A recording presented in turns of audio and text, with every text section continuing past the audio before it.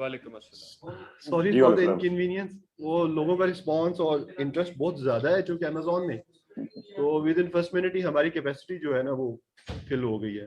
हम इसे अपग्रेड करते हैं अपने जूम पैकेज को। हमारी आईटी टीम इसे फेसबुक लाइव स्ट्रीम भी कर रही है, तो हम इसे फॉर्मली शुरू करते हैं। मेरे ख्याल सारे स्पीकर्स ने ज्वाइन कर लिया है। ठीक है जी, बिस्मिल्लाहिर्रहमानिर्रहीम। सबसे पहले मैं आप सबका शुक्रिया अदा करता हूं कि आपने अपने कीमती टाइम में से ये वक्त निकाला। और ये बेसिकली एक अवेयरनेस सेशन है जिसमें हम अपनी एसएमईज को और दूसरे एक्सपोर्टर्स को एक बेसिक अंडरस्टैंडिंग उनकी डेवलप कर पाए हैं अमेजोन के मुतालिक। और चूंकि एक कॉशन प्रैक्टिस करने की भी यहाँ पे ज़रूरत है कि ये ना हो कि इनिशियली हम अमेजोन की पॉलिसीज़ को, गाइडलाइंस को अच्छे तरीके से समझे बगैर अकाउंट बना लें और कुछ पॉलिसी वायलेशंस की वजह से कोई ऐसी पेनल्टीज हम पर इम्पोज करती जाए जिसका कोई नुकसान हो। तो हमारे जो वेबिनार का स्ट्रक्चर है वो इंटरेक्टिव है, क्वेश्चन आंसर सेशंस होंगे। आप सबको हमने एक होस्ट बना दिया है, आप जब चाहें इसमें बीच में अपना कीमती इनपुट दे सकते हैं। तो सबसे पहले मैं इनवाइट करूंगा director general services division mister Abdul Karim Memon साहब को एक वेलकम स्पीच के लिए, कि वो हमारे पार्टिसिपेंट्स को एक फॉर्मली एक वेलकम दें। Sir. Thank you Rohit. Trade development authority जो है रोल जो है हर मौके पे अदा करता रहा है, और सिंस लास्ट 1 ईयर जो है कोविड की वजह से हमारा काम भी डिस्टर्ब हुआ, लेकिन अल्हम्दुलिल्लाह हमने कोविड के दौरान भी बड़ा अच्छा परफॉर्म किया। और हमारे लॉकडाउन के दौरान जो कंपनीज को प्रॉब्लम आ रही थी, एक्सपोर्ट कंपनीज की, उनके ऑर्डर्स को वेरीफाई किया हमने दिन रात एक करके, और हमने उनको डिस्टर्ब नहीं होने दिया, क्योंकि अदरवाइज वो सारे बंद हो जाते तो हमारी एक्सपोर्ट डिस्टर्ब हो जाती। और हम आप सब लोगों को बताया कि रेगुलर एग्जीबिशंस, डेलीगेशंस भेजते रहते हैं, लेकिन कोविड की वजह से वो काफ़ी डिस्टर्ब हुए। तो हमने एक और सिलसिला शुरू किया वेबिनार्स का, जो हंड्रेड्स में हमने जो है पिछले 1-1.5 साल में किए हैं, और उसमें B2B मीटिंग्स हैं। हमने मुख्तलिफ प्रोडक्ट्स के प्रमोशनल कैंपेन्स चलाई, मैंगो की चलाई, डेट्स की चलाई, और हम अभी हमारी जो इकोनॉमिक आउटरीच इनिशिएटिव में है कि हम और भी प्रोडक्ट्स, जैसे हमारा पाकिस्तान का पिंक साल्ट है, उसकी भी प्रमोशनल कैंपेन इंशाल्लाह चलाएंगे। ये थोड़ा मौजूद से हटकर था, लेकिन मैंने कहा थोड़ा इंट्रोड्यूस भी करा दें अपने आप हमारे काम को। तो अमेजोन का जो प्लेटफॉर्म पाकिस्तानी लोगों को, एक्सपोर्टर्स को मिल रहा है, वो एक बहुत अच्छी जो है अपॉर्चुनिटी है। इंशाल्लाह हमारे लोग उससे मुस्तफीद होंगे, और जो है हम कोशिश करेंगे कि हमारे लोगों की उस प्लेटफॉर्म पे जाने से पहले प्रॉपर ट्रेनिंग हो, क्योंकि जब तक हम तैयारी नहीं करेंगे तो ये पॉसिबल नहीं है कि जो है बगैर समझे जो है ना लोग घर जाके बड़ी गलतियां करें। और हमने देखा है कि हमने कहा कि आप जो इंटरेस्टेड लोग हैं हमें बता दें, तो हमें एक दिन में 2000 की एप्लीकेशन आ गई कि हम सारे इंटरेस्टेड हैं, बगैर देखे कि हमारी तैयारी क्या है क्या नहीं है। और अमेजोन को की गाइडलाइंस पढ़े बगैर जो है उन्होंने 2000 एक दिन में इंटरेस्ट आ गई। तो इंशाल्लाह ये अगर ट्रेनिंग्स का सिलसिला रहा तो हमारे लोग इसको बेहतर तौर पर समझ सकेंगे। चैलेंजेस भी हैं, जो है लॉजिस्टिक का चैलेंज है, स्टेट बैंक ऑफ पाकिस्तान जैसे जो चैलेंज है कि वो जो है रेमिटेंसेस जो है देश का, इंशाल्लाह ये सारे इश्यूज हल हो जाएंगे, और हम जो है प्रॉपर इसका अमेज़न के प्लेटफॉर्म का बेनिफिट उठाएंगे, और पाकिस्तान की इंशाल्लाह बढ़ेगी। Thank you very much. Thank you very much sir for your kind remarks. सबसे पहले मैं अपने पैनलिस्ट का एक फॉर्मल इंट्रोडक्शन करवा लूँ। हमारे पास इंडस्ट्री के इस वक्त जो बेहतरीन माइंड्स हैं वो हमारे पास मौजूद हैं, इनवाइट हमने किए हैं, उनके बहुत शुक्रिया नवाजिश कि उन्होंने अपने इस चीज के लिए टाइम निकाला। हमारे साथ खुरम खालिद साहब हैं जो कि एनेबलर्स में लीड एम्बेसडर ट्रेनर है।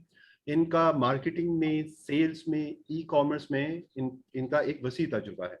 इनके साथ हमारे जनाब फरूक मलिक साहब हैं। आप research and development head of enablers हैं और एक वन लाइनर इंट्रोडक्शन है इनका कि ये 6 फिगर सेलर ऑन अमेजोन है यूएसए और यूके में।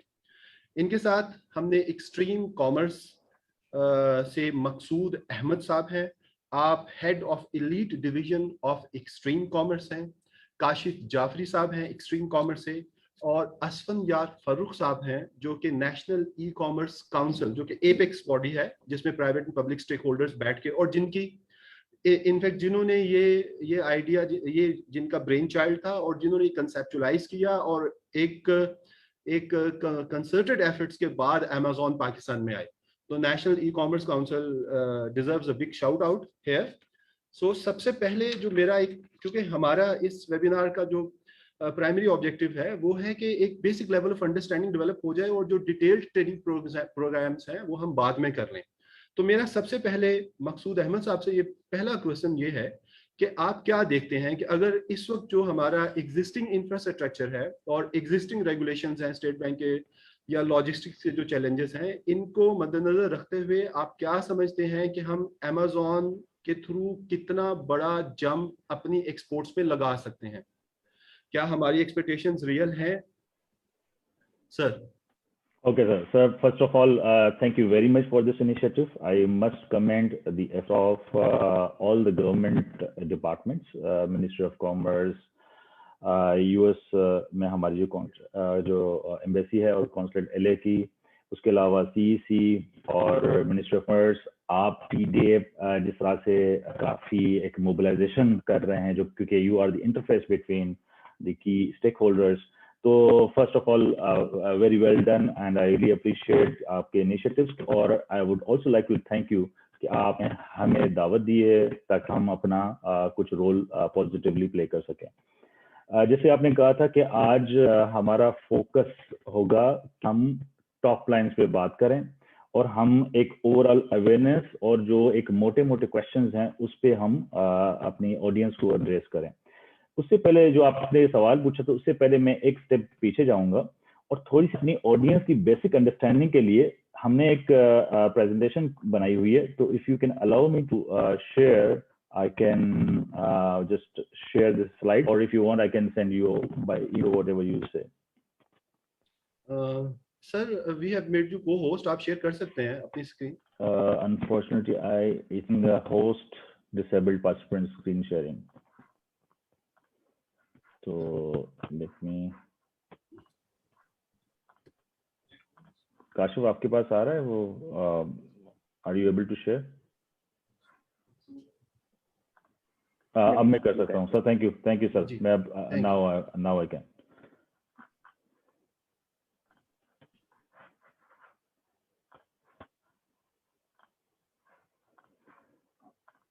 अच्छा, तो हम आते हैं, हम जैसे कि अपना इंट्रोडक्शन कर देते हैं। My name is Maqsood Ahmed, I am lead division head in Extreme Commerce. उसके अलावा prior to that I was associated with Almarai. I have spent 5 years in Middle East, and prior to that I have worked with Colgate, multinational, Coca-Cola, और ये मेरा corporate background है। हम stream commerce में हमारी vision और हमारी भी जो एफर्ट्स हैं वो यही हैं कि हम पाकिस्तान में एफएक्स ले आए थ्रू ई कॉमर्स।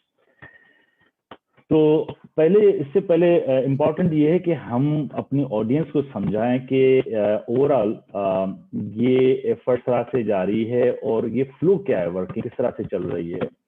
तो मैं इसको फुल स्क्रीन पहले कर लूँ।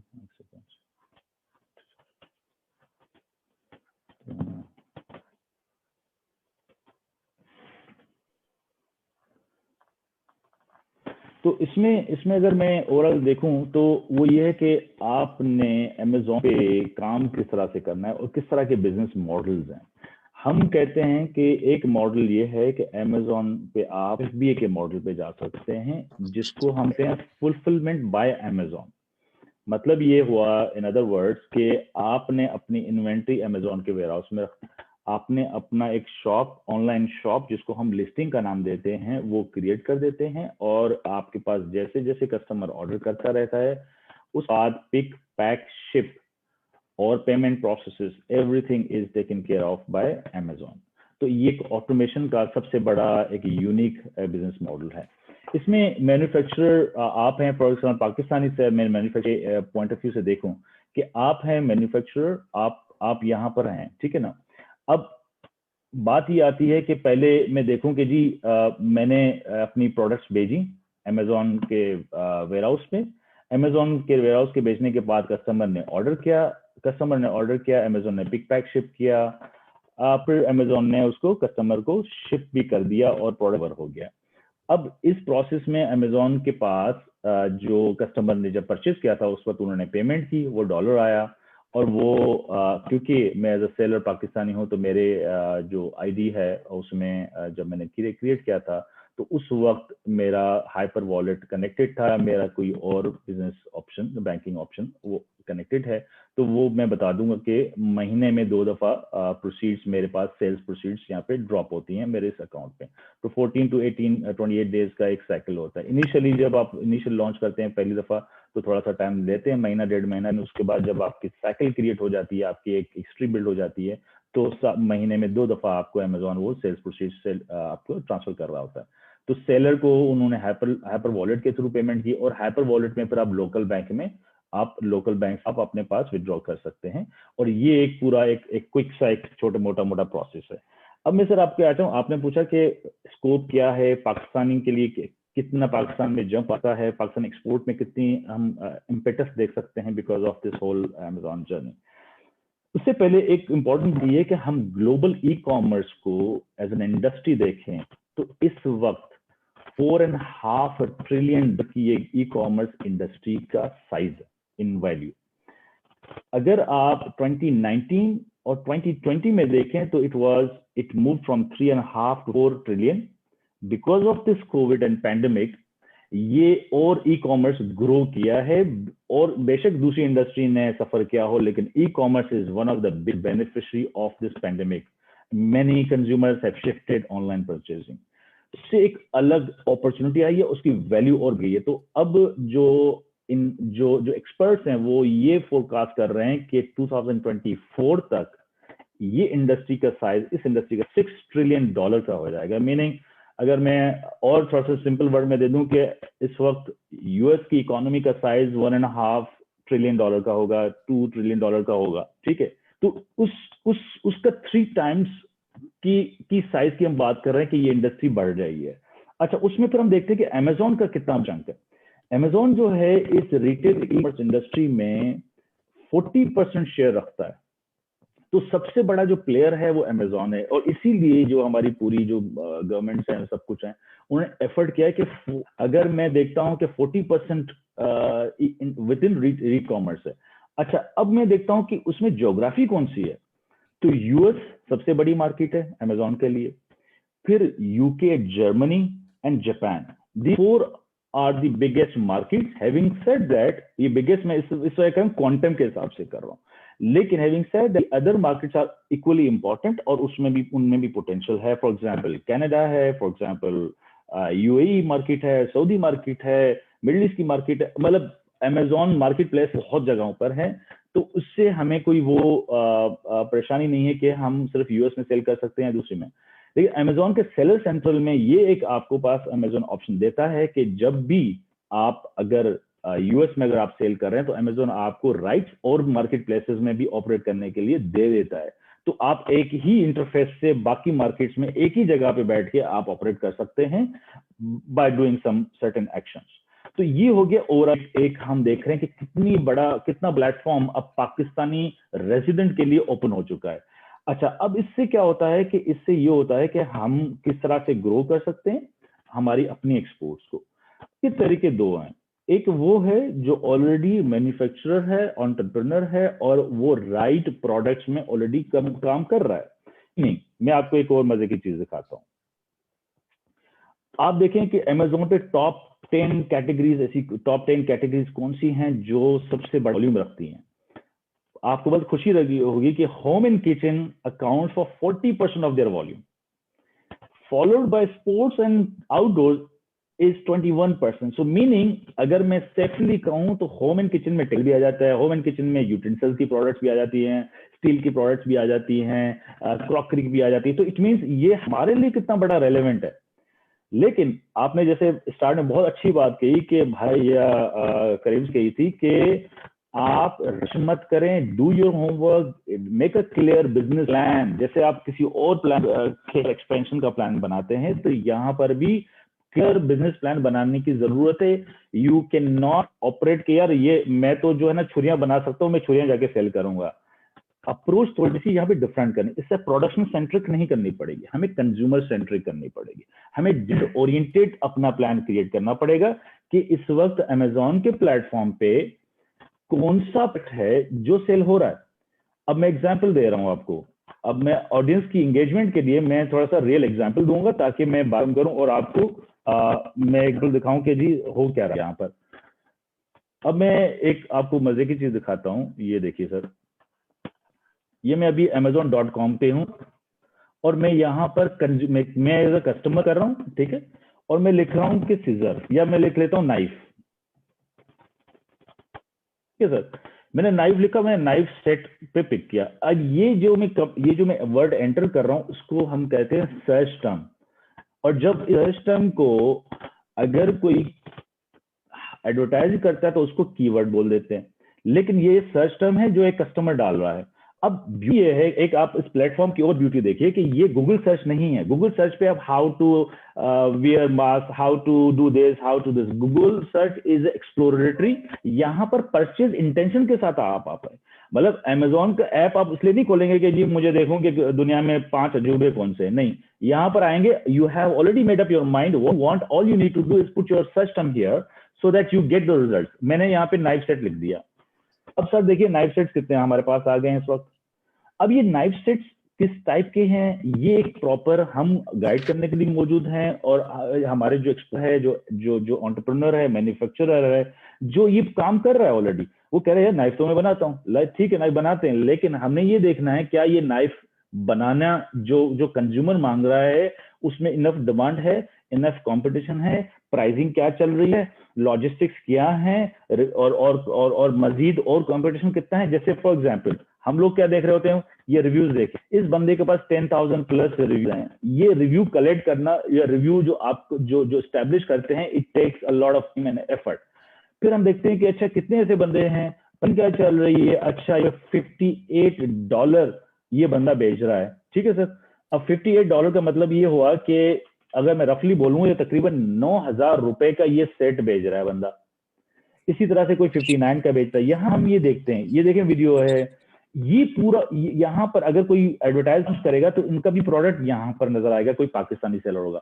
लेकिन अगेन आई एम सेइंग कि हमें कंज्यूमर ड्रिवन अपनी चॉइसेस और डिसीजन लेने हैं. हमने अपनी प्रोडक्ट भी उसी तरह से, अगर लेट्स से आपने चेक कर लिया कि जी मेरी प्रोडक्ट जो है वो बहुत जबरदस्त है और मैं कंज्यूमर की डिमांड को समझ गया हूँ, अब मैं डेवलप करने लगा हूँ.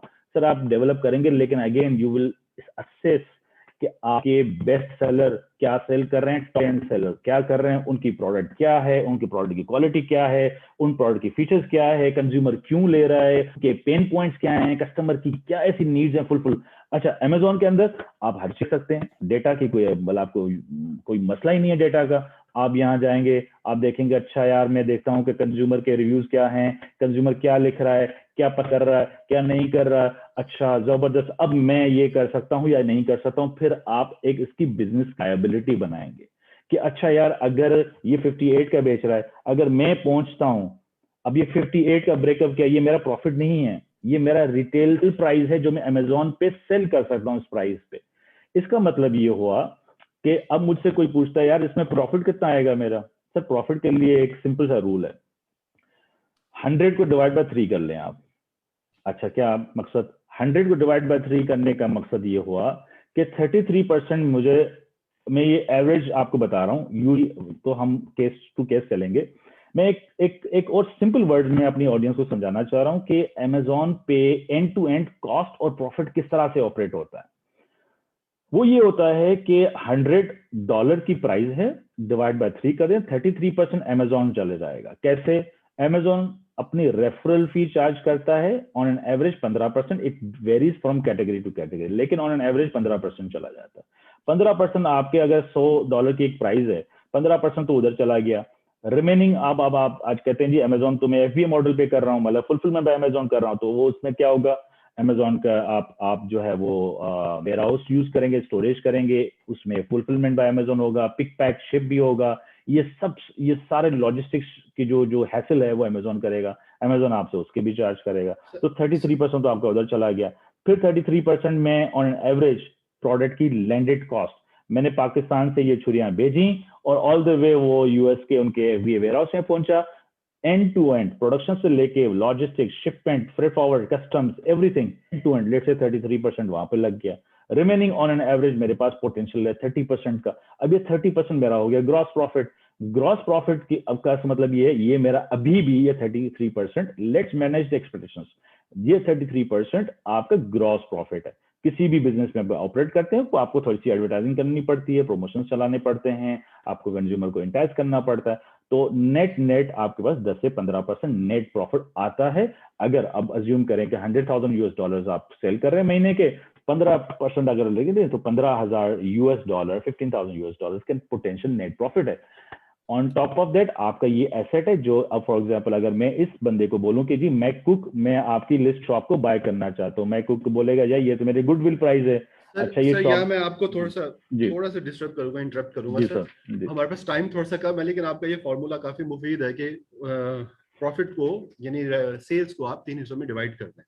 इसका मतलब है सर जो लो वैल्यू प्रोडक्ट्स हैं उनका स्कोप Amazon पे थोड़ा सा कम है। इसके साथ ही सर मैं खुरम खालिद साहब को इनवाइट करूंगा और उनसे मेरा सिंपल सा क्वेश्चन ये है कि अगर अनइंटेंशनली हम कोई भी सेलर पाकिस्तान से रजिस्टर हो जाता है, क्योंकि इस वक्त हम सारे एक्साइटेड हैं, जल्दी जल्दी रजिस्ट्रेशन करना चाह रहे हैं, बिजनेस बढ़ाना चाह रहे हैं, अगर हम अनइंटेंशनली कोई पॉलिसी वॉल्यूशन कर लेते हैं तो उसकी पेनल्टीज क्या होंगी और यूजुअली क्या होती हैं और कैसे करेक्ट की जा सकती है? सर जी अस्सलाम वालेकुम, thank you for the invitation जी।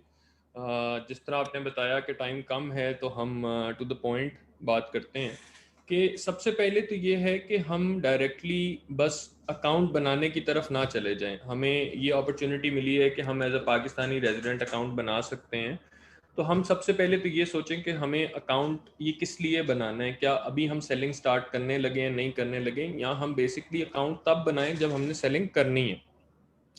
अब Amazon की जो पॉलिसीज़ हैं, जो टर्म्स ऑफ सर्विसेज, जो रूल्स हैं, वो बहुत स्ट्रिक्ट हैं। उसकी वजह से आपकी लिस्टिंग सस्पेंशन भी हो सकती है और अकाउंट सस्पेंशन भी हो सकती है। लिस्टिंग सस्पेंशन के बहुत से डिफरेंट रीजंस हो सकते हैं, मसलन कि आपने किसी का पेटेंट प्रोडक्ट जो है उसको आप सेल कर रहे हैं, तो वो आपकी पेटेंट इन्फ्रिंजमेंट पे लिस्टिंग बंद करा सकते हैं क्योंकि ये उनका पेटेंट है। फिर ट्रेडमार्क इन्फ्रिंजमेंट है, जिसकी वजह से कि किसी का ट्रेडमार्क है या ब्रांड नेम है या कोई भी उसके इमेजेस हैं, कुछ भी आपने अपनी लिस्टिंग में यूज़ किए, तो उसकी वजह से भी आपकी लिस्टिंग्स बंद हो सकती हैं। और ये सारी चीज़ें, अगर आप पेटेंट इन्फ्रिंजमेंट आई हुई है, ट्रेडमार्क इन्फ्रिंजमेंट आई है, जो भी आईपी इन्फ्रिंजमेंट की कंप्लेंट्स हैं जो आपकी लिस्टिंग से रिलेटेड है, अगर आप ये रिजॉल्व नहीं करते तो at the end of the day आपका अकाउंट भी बंद हो सकता है। फिर इसके अलावा आप रिव्यू मैनिपुलेशन करते हैं, बहुत ज़्यादा रिव्यूज़ ले लेते हैं। आपकी सेल्स इतनी नहीं है लेकिन आपने रिव्यूज़ ले लिए। फॉर एग्जाम्पल आपने 50 यूनिट सेल किए, उन 50 यूनिट्स के ऊपर आपने 50 रिव्यूज़ ले लिए। फिर आप काउंटरफीट प्रोडक्ट्स बेच रहे हैं, जाली प्रोडक्ट्स बेच रहे हैं, उसका बहुत बड़ा इशू है। सो ये सब कुछ मिला के जो है, ये लिस्टिंग सस्पेंशन अगर होती है तो अल्टीमेटली आपका अकाउंट सस्पेंड हो सकता है। फिर एक बहुत बहुत इंपॉर्टेंट चीज़ जो हमें समझनी है वो ये है कि हमने मल्टीपल अकाउंट्स नहीं बनाने सेम आईडी के ऊपर। ये हम फॉर एग्जांपल मैं अपना CNIC या पासपोर्ट यूज करते हुए मल्टीपल अकाउंट्स बना देता हूँ, ये इस चीज का खास ख्याल रखना है। या सेम इवन के मैं सेम एड्रेस के ऊपर बार बार मल्टीपल अकाउंट्स बना रहा हूँ, दैट वी शुड डू। सो ये सारी चीजें हैं जिससे हमारी लिस्टिंग सस्पेंशन हो सकती है, अकाउंट सस्पेंशन हो सकती है। और बेसिकली हमने तब तक ख्याल करना है, या सेलिंग जब तक हमने करनी नहीं है हम अकाउंट बनाए ना, पहले चीजों को लर्न करें, ये बहुत जरूरी है। Thank you so much. अच्छा सर, इसमें मेरा एक सप्लीमेंट्री सा क्वेश्चन है कि जो पेटेंट्स, ट्रेडमार्क्स और आईपी रजिस्ट्रेशन है, ये सेलर कंट्री में होना चाहिए या बायर कंट्री में होना चाहिए? ये सेलर कंट्री देखें, बेसिकली जहां पे आप सेल कर रहे हैं, फॉर एग्जांपल अगर आप यूएस में सेल कर रहे हैं या यूके में सेल कर रहे हैं, तो उस मुल्क का आपको पेटेंट और ट्रेडमार्क चेक कराना, वहां पे आपने पेटेंट और ट्रेडमार्क अपना कराना है अगर आप सेल करना चाहते हैं। यानी हम अगर पाकिस्तान में हम रजिस्टर करते हैं और यूएसए में बेचते हैं तो हमारे पेटेंट्स यूएसए में एक्सेप्टेबल नहीं होंगे? नहीं है, हमें यूएस में पेटेंट कराना है। Right sir. एक इसी से अब मैं इनवाइट करता हूं फर्रुख मलिक साहब को, और उनसे मेरा एक सिंपल सा क्वेश्चन है कि हमारे यहाँ जो 25% ऑफ द एक्सपोर्ट्स हैं वो एसएमईज कर रही हैं, इकोनॉमिक बिजनेस एंटिटीज कर रही हैं, जो और उनमें 90% सोल प्रोप्राइटर्स हैं। तो क्या sole proprietors as a company Amazon में एक्सेप्टेबल हैं? जी, thank you very much for having me जी। देखें, अभी तक जो हमें रिसोर्सेज से इंफॉर्मेशन मिली है वो ये है कि अभी तक अमेजोन ने पाकिस्तान बेस्ड कंपनीज में प्राइवेट लिमिटेड कंपनीज जो कि हमारी SECP से वेरीफाइड और डॉक्यूमेंटेड होती हैं, उनको अप्रूव अभी किया है। उसकी रीजन ये है कि देखें, जब आप SECP से प्राइवेट लिमिटेड कंपनी को फॉर्म करते हैं तो वो आपको इनकॉर्पोरेशन सर्टिफिकेट भी देता है, वो फॉर्म 29 भी देता है, वो आपको मेमोरेंडम ऑफ एसोसिएशन भी देता है, वो आपको आर्टिकल ऑफ एसोसिएशन भी देता है। तो ये सब चीजें जब आपके पास होती हैं तो ये अमेजोन को चाहिए होती हैं for company registered business account, business seller account, ठीक है। जबकि सोल प्रोप्राइटर में you just have an NTN as your proof of business, ठीक है। जो आपका NTN सर्टिफिकेट है या आपका NTN नंबर है, that is going to be the proof of address. So when Amazon will ask you for the article of association या memorandum of association या incorporation certificate या form 29, so you wouldn't be able to provide the concerned documents, और Amazon ultimately आपके account को approve नहीं करेगा, ठीक है। So the answer is we have to go with the private limited company with SECP. और इसके साथ साथ सर ये भी थोड़ा सा हमें एजुकेट कर दें कि सेलर रजिस्ट्रेशन के लिए जो बेसिक डॉक्यूमेंटेशन है वो क्या क्या है, कौन कौन से डॉक्यूमेंट्स चाहिए, ताकि हम पहले अपने डॉक्यूमेंट्स प्रिपेयर कर लें और देन फिर एक ही दफा बैठ के सेलर अपना रजिस्ट्रेशन कर ले। और सेकेंडली, इसमें कॉस्ट कितनी इन्वॉल्व होगी पाकिस्तान में सेलर रजिस्ट्रेशन के लिए? ओके, देखिए, सबसे पहले तो हमें जैसे खुरम भाई ने भी बताया कि we need to understand the process on how to sell on Amazon rather than just going and creating account, ठीक है। Definitely I will tell you what documents do we need, हमें कौन कौन से डॉक्यूमेंट्स चाहिए सेलर अकाउंट क्रिएट करने के लिए, कितने टाइप के सेलर अकाउंट्स हम क्रिएट कर सकते हैं। But before that I would again like to say कि please try to learn the process. It is not eBay, it is not Etsy, it is Amazon, it was one of the biggest platforms in the world, जिसको पूरा आपको समझने की जरूरत है। उसकी सबसे बड़ी रीजन ये है कि आपके एक आईडी के ऊपर आपको एक बार Amazon अलाउ करता है अकाउंट क्रिएट करना, और आप 20+ मार्केट्स में उस एक आईडी से अकाउंट क्रिएट करके सेलिंग कर सकते हैं। So if you happen to lose that opportunity, you will never be able to make your account again on that ID, ठीक है। So you have to be very careful. Okay, now coming back to your question, देखें, दो किस्म के seller accounts Amazon आपको allow करता है create करना, एक आपकी इंडिविजुअल डिटेल्स के ऊपर और एक बिजनेस डिटेल्स के ऊपर। तो पहले मैं आपको डॉक्यूमेंट्स बता देता हूं जो हमें इंडिविजुअल डिटेल्स के ऊपर अकाउंट क्रिएट करने के लिए रिक्वायर्ड होते हैं। उसके लिए आपको अपना पासपोर्ट या CNIC, ठीक है। अच्छा, एक चीज का आपने बहुत ज्यादा ख्याल रखना है कि जब आप पासपोर्ट या CNIC की हम बात कर रहे हैं तो वो प्रॉपर्ली स्कैन्ड और क्रॉप्ड होना चाहिए, क्योंकि ऐसे नहीं होता कि आपने जो डॉक्यूमेंट्स देने हैं वो पासपोर्ट यूजुअली ह्यूमन उसको देखता है, समहाउ वो मशीन भी रीड करके उसको स्कैन करके अप्रूव करती है Amazon के एंड पे। बड़े स्मार्ट एल्गोरिथम्स हैं उनके। So you have to scan it properly, number 1। और आपने पासपोर्ट के पर्सपेक्टिव में जो आपका सिग्नेचर वाला नेक्स्ट पेज होता है वो भी आपने साथ ऐड करना है लाजमी, ठीक है। ओके, और जो आपका आईडी कार्ड है उसमें आपने फ्रंट और बैक दोनों को बड़ा क्लियरली स्कैन करके आपने Amazon को अपलोड करना है। दूसरा जो डॉक्यूमेंट आपको चाहिए वो है आपकी बैंक स्टेटमेंट, ठीक है। अच्छा, अब बैंक स्टेटमेंट में भी कई लोग ये समझते हैं कि जो उनको ईमेल पे बैंक स्टेटमेंट आती है वो अपलोड कर देंगे, जिसपे आपके बैंक का लोगो नहीं होता, वो Amazon अप्रूव नहीं करेगा, ठीक है। आपने बैंक की वेबसाइट पे जाके उसकी पीडीएफ डाउनलोड करके आपने वो अपलोड करनी है, ठीक है, जिसमें उसका लोगो होगा। दूसरी चीज जो आपको चाहिए वो है बैंक स्टेटमेंट। तीसरी चीज जो आपको चाहिए वो है आपका नाम पे यूटिलिटी बिल। अच्छा, बैंक स्टेटमेंट में बड़ा आपने इस चीज को मॉनिटर करना है और एनालाइज करना है कि जो नाम के आपके स्पेलिंग्स हैं वो आपके आईडी जो भी था, चाहे पासपोर्ट था चाहे आपका आईडी कार्ड था, उससे हूबहू मैच करने चाहिए, ठीक है। और जो एड्रेस आपकी बैंक स्टेटमेंट पे होगा वो एग्जैक्टली वही हो जो आपने सेलर सेंट्रल में मेंशन किया हुआ है। ये नहीं हो कि आपने सेलर सेंट्रल में मुल्तान का एड्रेस दे दिया और आपके जो बैंक स्टेटमेंट है वो लाहौर की है, ठीक है। इस तरह से नहीं होना चाहिए, एग्जैक्टली वही एड्रेस हो, ओके। तीसरी चीज जो अमेजॉन मांगेगा इंडिविजुअल डिटेल्स पे अकाउंट क्रिएट करने के लिए वो है आपका यूटिलिटी बिल। आपका बिजली का बिल, आपका पानी का बिल, आपका गैस का बिल, कोई भी यूटिलिटी बिल हो आपका, जो अगेन मैं रिपीट कर रहा हूं, same name with same spellings और एग्जैक्टली वही एड्रेस जो आपकी बैंक स्टेटमेंट और आपके सेलर अकाउंट पे था, वही सेम एड्रेस होना चाहिए आपके यूटिलिटी बिल पे भी, ठीक है। कुछ सिनेरियोज में हमने ये देखा है, क्योंकि हमने अल्हम्दुलिल्लाह सेलर अकाउंट भी इंडिविजुअल डिटेल्स पे क्रिएट कर लिया हुआ है, तो हमने कुछ देखा है कि कुछ अकाउंट्स में अमेजॉन यूटिलिटी बिल मांगता है और कुछ में नहीं भी मांगता। तो लेकिन पहली दो चीजें दे आर मस्ट, ठीक है। अच्छा, अब आ जाए बिजनेस के ऊपर कि बिजनेस में आपसे क्या क्या मांगेगा। अगर आप बिजनेस डिटेल्स पे प्राइवेट लिमिटेड कंपनी जो आपकी एसईसीपी से फॉर्म्ड है उस पे अगर आप डायरेक्टली अकाउंट क्रिएट करना चाह रहे हैं तो क्या मांगेगा आपसे? सेम आईडी, आपका प्राइमरी कांटेक्ट होगा। देखें, जो आपकी प्राइवेट लिमिटेड कंपनी है उसमें एटलीस्ट 2 लोग होते हैं, पार्टनर्स होते हैं, ठीक है। तो अब आपका सवाल ये भी होगा कि उसमें से किसका हम आईडी यूज कर सकते हैं, तो किसी का भी यूज कर सकते हैं, लेकिन that person will be the primary contact for that account, ठीक है। तो जो दूसरा पार्टनर है वो अपने आईडी से एक और अकाउंट भी क्रिएट कर सकता है इफ ही और शी वांट्स, ठीक है। तो एक प्राइमरी कांटेक्ट होगा जी बिजनेस डिटेल्स के अंदर, उसी का आईडी यूज होगा, इधर पासपोर्ट और आईडी कार्ड। फिर आप बैंक स्टेटमेंट देंगे अपनी कंपनी की, बिजनेस की, और वो बिजनेस का एग्जैक्ट नेम जो आपने मेंशन किया सेलर सेंट्रल में आपकी प्राइवेट लिमिटेड कंपनी का, सेम वही आपकी बैंक स्टेटमेंट पे हो। उसके बाद जो एड्रेस आपने मेंशन किया सेलर सेंट्रल में अपने बिजनेस का, सेम वही बिजनेस का एड्रेस आपकी बैंक स्टेटमेंट पे आ रहा हो। और अगेन मैं रिपीट करूंगा कि लोगो होना चाहिए आपकी बैंक स्टेटमेंट के ऊपर बैंक का। उसके बाद तीसरा डॉक्यूमेंट आपका फॉर्म 29 हो गया, इनकॉर्पोरेशन सर्टिफिकेट हो गया, आपका मेमोरेंडम ऑफ एसोसिएशन हो गया, आपके आर्टिकल ऑफ एसोसिएशन हो गए। ये आपसे अमेजॉन बाद में मांगता है जब आप अकाउंट अप्लाई कर देते हैं ईमेल के जरिए, ठीक है। सेलर सेंट्रल पे जब आप क्रिएट करने जाते हैं उस वक्त वो आपसे 2 ही चीजें मांगता है सिर्फ। पहली, आपसे वो मांगता है आईडी और पासपोर्ट, कोई भी आपका आईडी। दूसरी आपकी bank statement.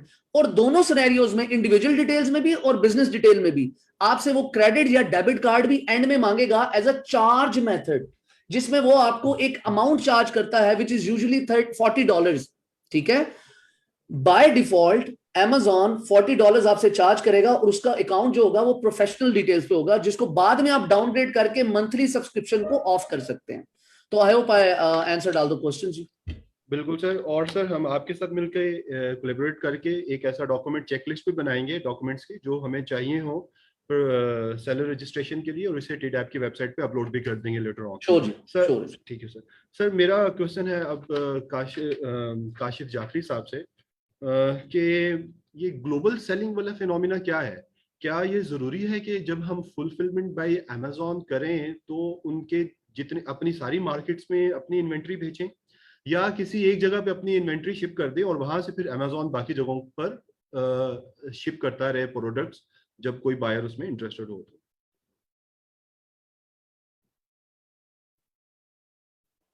Okay, I think Kashif का इंटरनेट इशू आ रहा है, लेकिन मैं रिस्पॉन्ड कर देता हूँ। बेसिकली ग्लोबल सेलिंग का ऑप्शन हो रहा है, लेकिन यूजुअली हम लोग क्या करते हैं कि लेट्स से अगर मैं यूएसए मार्केट प्लेस में सेल करना चाह रहा हूँ तो मैं अमेजॉन के FBA वेयर हाउसेज यूएसए में वो रेकमेंड करते हैं कि हमारे XYZ FBA वेयर हाउस में आप अपनी गुड्स भेज दें या इन्वेंट्री भेज दें, ठीक है।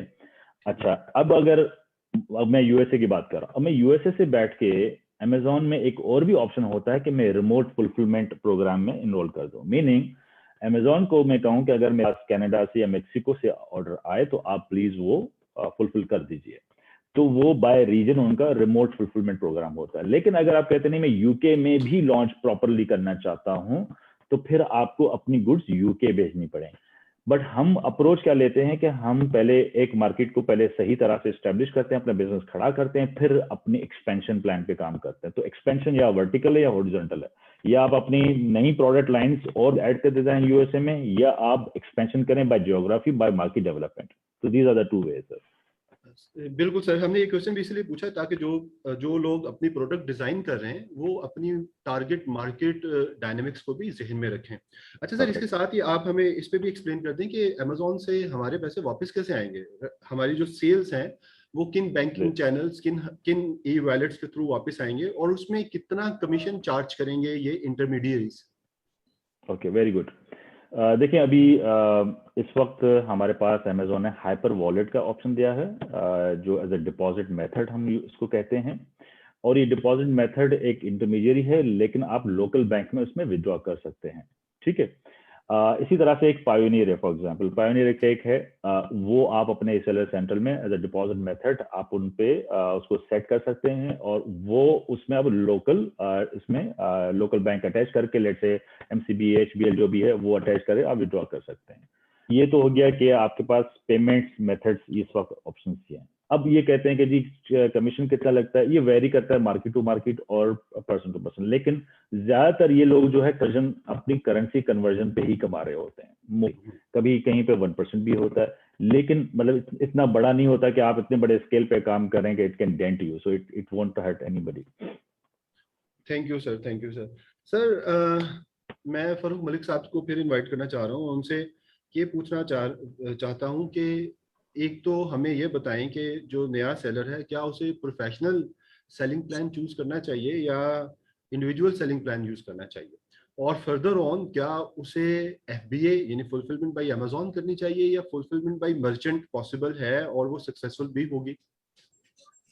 ओके जी, देखिए बाय डिफॉल्ट अगर आप खुद से सेलर अकाउंट को क्रिएट करते वक्त एक ऑप्शन आपको नीचे जाके सेलेक्ट करनी पड़ती है, उस ऑप्शन को चूज करके सिर्फ आप बाय डिफॉल्ट जो है वो इंडिविजुअल प्लान को फ्रॉम डे वन सेलेक्ट कर सकते हैं। बट यूजुअली अगर आप नीचे जाके उस ऑप्शन को अलग से सेलेक्ट नहीं करते हैं, और नॉर्मल प्रैक्टिस जो लोग करते हैं 99% लोग वो नॉर्मल प्रैक्टिस आप अडॉप्ट करते हैं, तो जब आप सेलर अकाउंट क्रिएट करेंगे तो क्रिएट करते ही अमेजॉन आपके $40 डिडक्ट कर लेगा जो मंथली सब्सक्रिप्शन है, और आपका जो सेलिंग प्लान है वो प्रोफेशनल होगा बाय डिफॉल्ट। ओके, तो बाद में आप जब सेलर अकाउंट आपका अप्रूव हो जाएगा तो आप उसमें जाकर सेटिंग्स के अंदर सेलर सेंट्रल की राइट साइड पे बॉटम के अंदर आपके पास डाउनग्रेड अकाउंट की ऑप्शन आ रही होती है। आप जब उसे डाउनग्रेड करते हैं या लेफ्ट पे आपके पास option account option manage options की आ रही होती है, मैनेज के बटन को दबा के आप उसको डाउनग्रेड कर सकते हैं। तो जब तक आप खुद दोबारा उसको प्रोफेशनल अपग्रेड ना करें वो डाउनग्रेड हो जाता है और कोई मंथली सब्सक्रिप्शन आपको चार्ज नहीं होती है। तो हमें करना क्या चाहिए कि क्योंकि हम लोग ये अब डिपेंड करता है कि आप कितनी जल्दी सेलिंग करना चाह रहे हैं, लेकिन यूजुअल प्रैक्टिस ये होती है लोगों की कि वो अकाउंट क्रिएट कर लेते हैं, उसके एटलीस्ट 2-3 माह बाद वो सेलिंग स्टार्ट करते हैं। तो मेरी रिकमेंडेशन ये है कि क्योंकि Amazon loves to charge money to its seller, अगर आप राइट अवे नीचे वाली ऑप्शन में जाके आप इंडिविजुअल अकाउंट डे वन से सिलेक्ट करते हैं, so there is a probability, it's not confirmed but there is a probability कि Amazon won't approve your account easily because it's not charging anything, right? तो it's better कि आप normal way से जाएं और पहली दफा उसको जो भी $40 आपकी फीस है वो आप पे करें, और उसके बाद आप मैनुअली उसको डाउनग्रेड कर लें ताकि फर्दर आपको फी ना देनी पड़े। ओके, अब दूसरा सवाल आपने मेरे से ये किया कि FBA और FBM किस चैनल से जाना चाहिए एक नए सेलर को, ठीक है, और क्या FBM एक डुएबल मॉडल है। देखें, ईज ऑफ डूइंग बिजनेस तो FBA है, ठीक है, और जो एक ऐसा मॉडल जिसने Amazon को इतना बड़ा कर दिया वो FBA ही है। ओके, बट FBA को मैनेज करना लो कॉस्ट में पॉसिबल नहीं है, आपको you need big investment for that, ठीक है, क्योंकि बड़ी ऑब्वियस बात है कि आप इन्वेंट्री Amazon के वेयर हाउस में भिजवा रहे हैं और आप अगर 10 यूनिट वहां भिजवा रहे हैं और वहां पे रख रहे हैं तो आप क्या ही रैंकिंग करेंगे 10 यूनिट्स के साथ, या 100 यूनिट भी इवन भिजवा रहे हैं, ठीक है। तो एफबीए के मॉडल में तो you have to invest a big amount of money. तो अगर आपके पास बजट अच्छा है तो yes you shall be going with FBA. इस बात का ख्याल रखे बगैर कि आपके जो फीस है अमेजोन ज्यादा डिडक्ट करेगा, ऑब्वियसली प्रॉफिट मार्जिन एफबीएम में ज्यादा हैं और एफबीए में कम है, लेकिन बहुत से ऐसे फैक्टर्स हैं जिसकी वजह से एफबीए में अल्टीमेटली आपकी जो प्रॉफिटेबिलिटी है वो ज्यादा होती है, जैसे वॉल्यूम सेल्स, जैसे आपको जो अमेजोन दिखाता है वो एफबीए सेलर को ज्यादा बेहतर प्रेजेंट करता है बायर के सामने, ठीक है। तो बहुत सी ऐसी चीजें हैं जो एफबीए को एज है। लेकिन अगेन आई वुड से कि अगर आपके बजट में कोई इशू है, आपके पास छोटा बजट है, तो ऑब्वियसली आप एफबीए से नहीं जा सकते हैं। आप दूसरी बात आ गई एफबीएम की। देखिए एफबीएम में हमारे पास दो मॉडल्स होते हैं, पाकिस्तान से मैं बात कर रहा हूं, एक B2C है और एक B2B2C है, ठीक है। B2C वाला वो है कि आपने अपने सेलर अकाउंट को क्रिएट किया, आपने उस पर लिस्टिंग लगा दी, फॉर एग्जांपल आपने उस पर कोई भी चीज लगा दी, फॉर एग्जांपल लेदर जैकेट लगा दी आपने, ठीक है। अब अमेजोन के सेलर का यूके से ऑर्डर आ गया, ठीक है। तो आप यहां गए DHL या फेडेक्स के पास या किसी भी कोरियर सर्विस के पास, आपने उसको कहा यार ये यूके में इस एड्रेस पे भिजवाना है with in 3 to 4 working days. वो कहते हैं ठीक है, उसने वहां पे उसको शिप कर दिया, अमेजोन कस्टमर ने रिसीव कर लिया, उसने ओके कर दिया, अमेजोन ने आपको 15 दिन बाद जो आपका पे आउट आना है उसमें आपको पेमेंट रिलीज कर देगा। एक मॉडल तो हो गया ये तो सीधा मॉडल है। अच्छा, इसमें मसाइल क्या है? इसमें दो मसाइल हैं। पहला मसला यह है कि आपकी शिपिंग कॉस्ट बहुत हाई होती है, क्योंकि आपने विद इन 7 डेज अगर उसको फुलफिल करेंगे तो इट्स रियली गुड, और उसके लिए आपको हाई कॉस्ट शिपिंग करनी पड़ती है, एयर शिपिंग, और वो भी एक्सपेडाइटेड। अच्छा, दूसरा इसका फ्लॉ ये है कि इन केस अगर आपको वो कस्टमर रिटर्न कर देता है तो आप क्या करेंगे? अब बात ये है कि वहां से जब रिटर्न वो वापस भेजेगा तो कस्टमर तो उसके पैसे नहीं भरेगा ना रिटर्न के आपको पाकिस्तान में, ठीक है। उसने तो नहीं कहा था आप पाकिस्तान से शिप करें, वो कहेगा मैं क्यों किस बात के पैसे वापस भरूं। तो अगर वो नहीं देगा तो क्या आप भरेंगे? और अगर आप भरेंगे तो ये बड़ी नॉर्मल सी बात है कि आप यहां से जब कोई चीज शिप करते हैं यूके, तो अगर उसकी कीमत ₹1 है तो यूके से पाकिस्तान आने की कीमत ₹3 है, पहली बात। दूसरी बात ये कि वहां से जब वापस आएगा तो आपके कस्टम्स भी उसको रोकेंगे, क्योंकि वो इंपोर्ट हो रही है चीज, तो आपको उसको ड्यूटी भी देनी पड़ेगी। तो बेसिकली गाड़ी की कीमत में टायर पड़ेगा आपको, ठीक है, तो आप वापस नहीं मंगा सकते।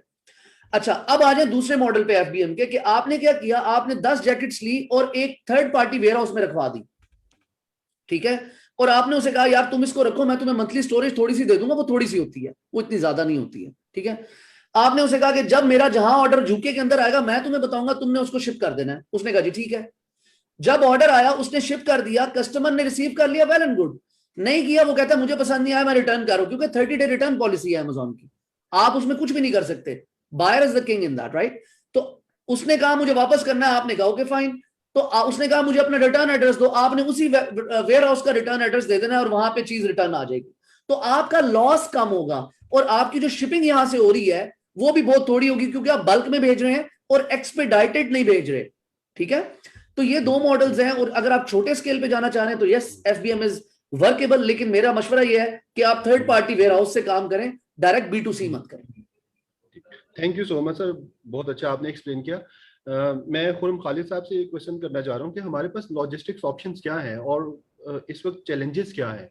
कौन कौन सी कंपनीज हैं पाकिस्तान में जो अमेजोन फुलफिलमेंट सेंटर्स के लिए जो शिपमेंट है वो एक्सेप्ट कर रही हैं, पैकेट्स एक्सेप्ट कर रही हैं, और उनकी एवरेज कॉस्ट कंपैरिजन भी अगर हमें मालूम हो जाए तो वो ज़्यादा बेहतर होगा। देखें, सबसे पहले तो अगर हम बल्क इन्वेंट्री भेज रहे हैं या सिंगल पैकेट भेज रहे हैं, इन दो चीज़ों के ऊपर डिपेंडेंट है। जी बिल्कुल। तो अगर हम बल्क शिपमेंट की बात करें कि हम फुलफिलमेंट बाय अमेजोन में अमेजोन के वेयर हाउस भेज रहे हैं, तो उसके लिए भी हमारे पास दो ऑप्शंस हैं, एयर शिपमेंट या सी शिपमेंट। तो एयर शिपमेंट की अगर हम बात करें तो यूके के लिए या यूएस के लिए उसके रेट्स पेंडेमिक की वजह से, क्योंकि फ़्लाइट्स बहुत कम हैं, तो रेट्स जो हैं वो बहुत हाई हुए हैं। इवन दो के सी के अंदर भी कंजेशन है और बहुत ज़्यादा रेट्स हाई हुए हैं, सी भी उतना ज़्यादा फीजेबल नहीं है जो नॉर्मल डेज में होता है। सो कोविड की वजह से बहुत ज़्यादा हैं चार्जेस।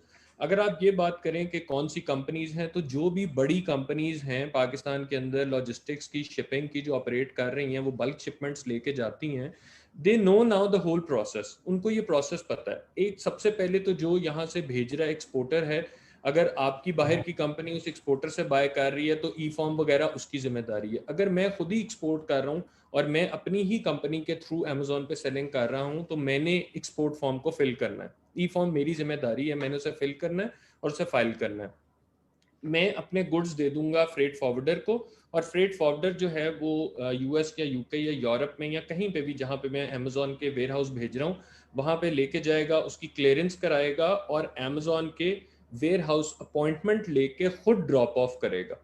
सो ये सारी जिम्मेदारी उसकी है। On the other hand as a new seller हमारे लिए ये चीज़ें मुश्किल हैं कि हम वहाँ पे यूएस या यूके में एक क्लियरेंस एजेंट हायर करें, वो वहाँ से क्लियर कराए और अमेजोन शिपिंग लेके जाए। सो हम ज्यादातर प्रेफर करते हैं कि डिलीवर ड्यूटी पेड, कि हमारा जो लॉजिस्टिक पार्टनर या फ्रेट फॉरवर्डर है वो हमें डीडीपी इनको टर्म्स पे वो चीजें पहुंचाए, रादर देन ये कि हम खुद से क्लियरेंस और उसको आगे फर्दर अमेजोन के वेयर हाउस तक पहुंचाएं। सर मेरा क्वेश्चन इस बैकग्राउंड पे था कि अगर कोई छोटा एक्सपोर्टर जिसने 2 या 4 बिल्कुल छोटे पैकेट्स भेजने हैं, लेदर के जैकेट्स भेजनी है, कोई सर्जिकल आइटम्स भेजने हैं, कोई नाइफ्स भेजने हैं, हंटर नाइफ्स भेजने हैं, उसके लिए क्या फिजिबल ऑप्शन रहेगी? उसके लिए फिजिबल ऑप्शन देखें, फिलहाल तो प्राइवेट सेक्टर ही है जिसमें डीएचएल, फेडेक्स या इस तरह के जो लॉजिस्टिक्स कंपनीज हैं वही करते हैं। बट गोइंग फॉरवर्ड हम मे भी इस चीज़ को देख सकते हैं कि पाकिस्तान पोस्ट या और इदारे जो हमारा गवर्नमेंट का पाकिस्तान पोस्ट है वो हमारी इसमें किस तरह से, बट फॉर नाउ हम प्राइवेट सेक्टर पे ही रिलाई करते हैं, जो कि 2000-3000 से लेके और 10,000 रुपए पर पैकेट है, डिपेंडिंग उसकी डायमेंशंस, उसका वेट और आपकी डेस्टिनेशन कंट्री। सो इन चीज़ों पे डिपेंडेंट हैं हम अभी। Thank you so much sir, thank you so much. अच्छा, अब मेरा एक और बेसिक सा क्वेश्चन है सर मकसूद अहमद साहब से, कि मैं अपनी प्रोडक्ट्स लिस्ट कर रहा हूँ, प्रोडक्ट लिस्टिंग कर रहा हूँ अमेजोन पे, तो क्या मुझे अपने हर प्रोडक्ट के लिए GTIN या अमेजोन एसइन या यूरोपियन आर्टिकल आइडेंटिफिकेशन नंबर या यूनिवर्सल प्रोडक्ट कोड ये मुझे रिक्वायर्ड है, या सिर्फ उन्हीं प्रोडक्ट्स पे रिक्वायर्ड है जो ऑलरेडी अमेजोन पे लिस्टेड नहीं है, यानी आई मीन न्यू प्रोडक्ट्स पे? इस पे कुछ थोड़ा सा हमें गाइड कर दें कि ये क्या चीज है और इसको हम कैसे ओवरकम या मैनेज कर सकते हैं। सर ये किसी भी प्रोडक्ट के लिए हमारे पास एक UPC कोड कहा जाता है। अगर मैं USA में ऑपरेट कर, अमेजोन ने बहुत सारे ऑप्शंस दिए हैं, यूरोप में EAN दिया हुआ है, European article number. UPC code basically एक प्रोडक्ट आइडेंटिफायर है जो आपके लिए एज अ ब्रांड या प्राइवेट लेबल बहुत इंपॉर्टेंट होता है। वो ये एक प्रोडक्ट आइडेंटिफायर है जो आपकी उस SKU का एक आइडेंटिफायर बन जाता है, और ये ग्लोबल डायरेक्टरी में GS1 की डायरेक्टरी में आपने वो अपना नंबर अपने नाम कर, अपनी कंपनी के नाम कर दिया, तो ये बहुत लाजिम है। नंबर 2, अमेजोन भी खुद आपको अपने FNSKU देता है। अमेजोन की अपनी भी एक डायरेक्टरी है, और जो दूसरी बात आपने जो SN की, वो SN भी अमेजोन आपको असाइन करता है। अमेजोन का स्पेसिफिक ये नंबर है जो आइडेंटिफायर है अमेजोन के अंदर कि भाई ये SN है। अब UPC कोड आपकी ऑनरशिप है, लेट्स से प्रोडक्ट आप, मेरी कंपनी है, मेरी ऑनरशिप है। अब इस UPC कोड को मैं दुनिया के किसी भी जगह पे अमेजोन या कहीं और ऑफ अमेजोन भी सेल करना चाहूँ तो ये मेरे लिए एक प्रोडक्ट आइडेंटिफायर इनफ है। लेकिन जब मैं अमेजोन में करता हूँ, मेरे लिए FNSKU, UPC कोड के साथ FNSKU भी होना जरूरी है। जब मैं ऑपरेट करता हूँ ऑनलाइन तो अमेजोन मुझे SN, एक अमेजोन स्पेसिफिक आइडेंटिफिकेशन नंबर है, वो मुझे असाइन कर देता है। तो ये इनकी रिक्वायरमेंट जरूरी करनी है फुल। और जो UPC कोड है, देखिए FNSKU और SN ये इसके भी कमेंट नहीं है, अमेजोन खुद ही असाइन कर देता है। UPC कोड ये एक पेड नंबर, आप एक बारकोड्स बाय करते हैं। GS1 एक अदारा है, ग्लोबल है, वर्ल्ड रिकग्नाइज्ड है, और वो GS1 USA से, UK से, कनाडा से, किसी भी जगह से आप ये जाके अपनी कंपनी की डिटेल्स देके और अपने नाम वो कर सकते हैं और फिर अपनी उन प्रोडक्ट्स को यूज कर सकते हैं। बिल्कुल ठीक है, thank you so much, thank you so much. अच्छा, इसके साथ ही मैं फरूख मलिक साहब से ये क्वेश्चन करता हूँ कि आपको चैलेंजेस क्या नजर आ रहे हैं ये अमेजोन पे सेलिंग पे, जो फंडामेंटल प्रॉब्लम्स हैं, जो बेसिक प्रॉब्लम्स हैं, जो हर्डल्स हमारी SMEs को पेश आएंगी, क्या आप उनको हाईलाइट कर सकते हैं? देखिए 2-3 प्रॉब्लम्स तो अभी बड़े बेसिक से हैं जिस पे हमारी मैं कहूँगा कि NECC और मिनिस्ट्री ऑफ कॉमर्स बहुत ज़्यादा एक्टिवली इस पे काम कर रहे हैं माशाल्लाह। मैंने ये और क्वेश्चन भी इसलिए पूछा कि हमारे साथ असलन यार साहब भी हैं और जी मैडम आयशा उमैरा मोरियानी ने भी हमें ज्वाइन किया जी है, जो कि एनईसीसी जी को एग्जैक्टली स्पिरिट तो ये है लोग उसके बहुत पीछे। ये इन लोगों से हम लोगों ने सब ने मिलकर स्टेट बैंक के साथ एक सेशन ऑलरेडी कंडक्ट किया है, और अब कल हम लोगों का एक और सेशन है जो इंशाल्लाह आई होप के इवेंचुअली वो रैप अप हो जाएगा सोल्यूशन की तरफ।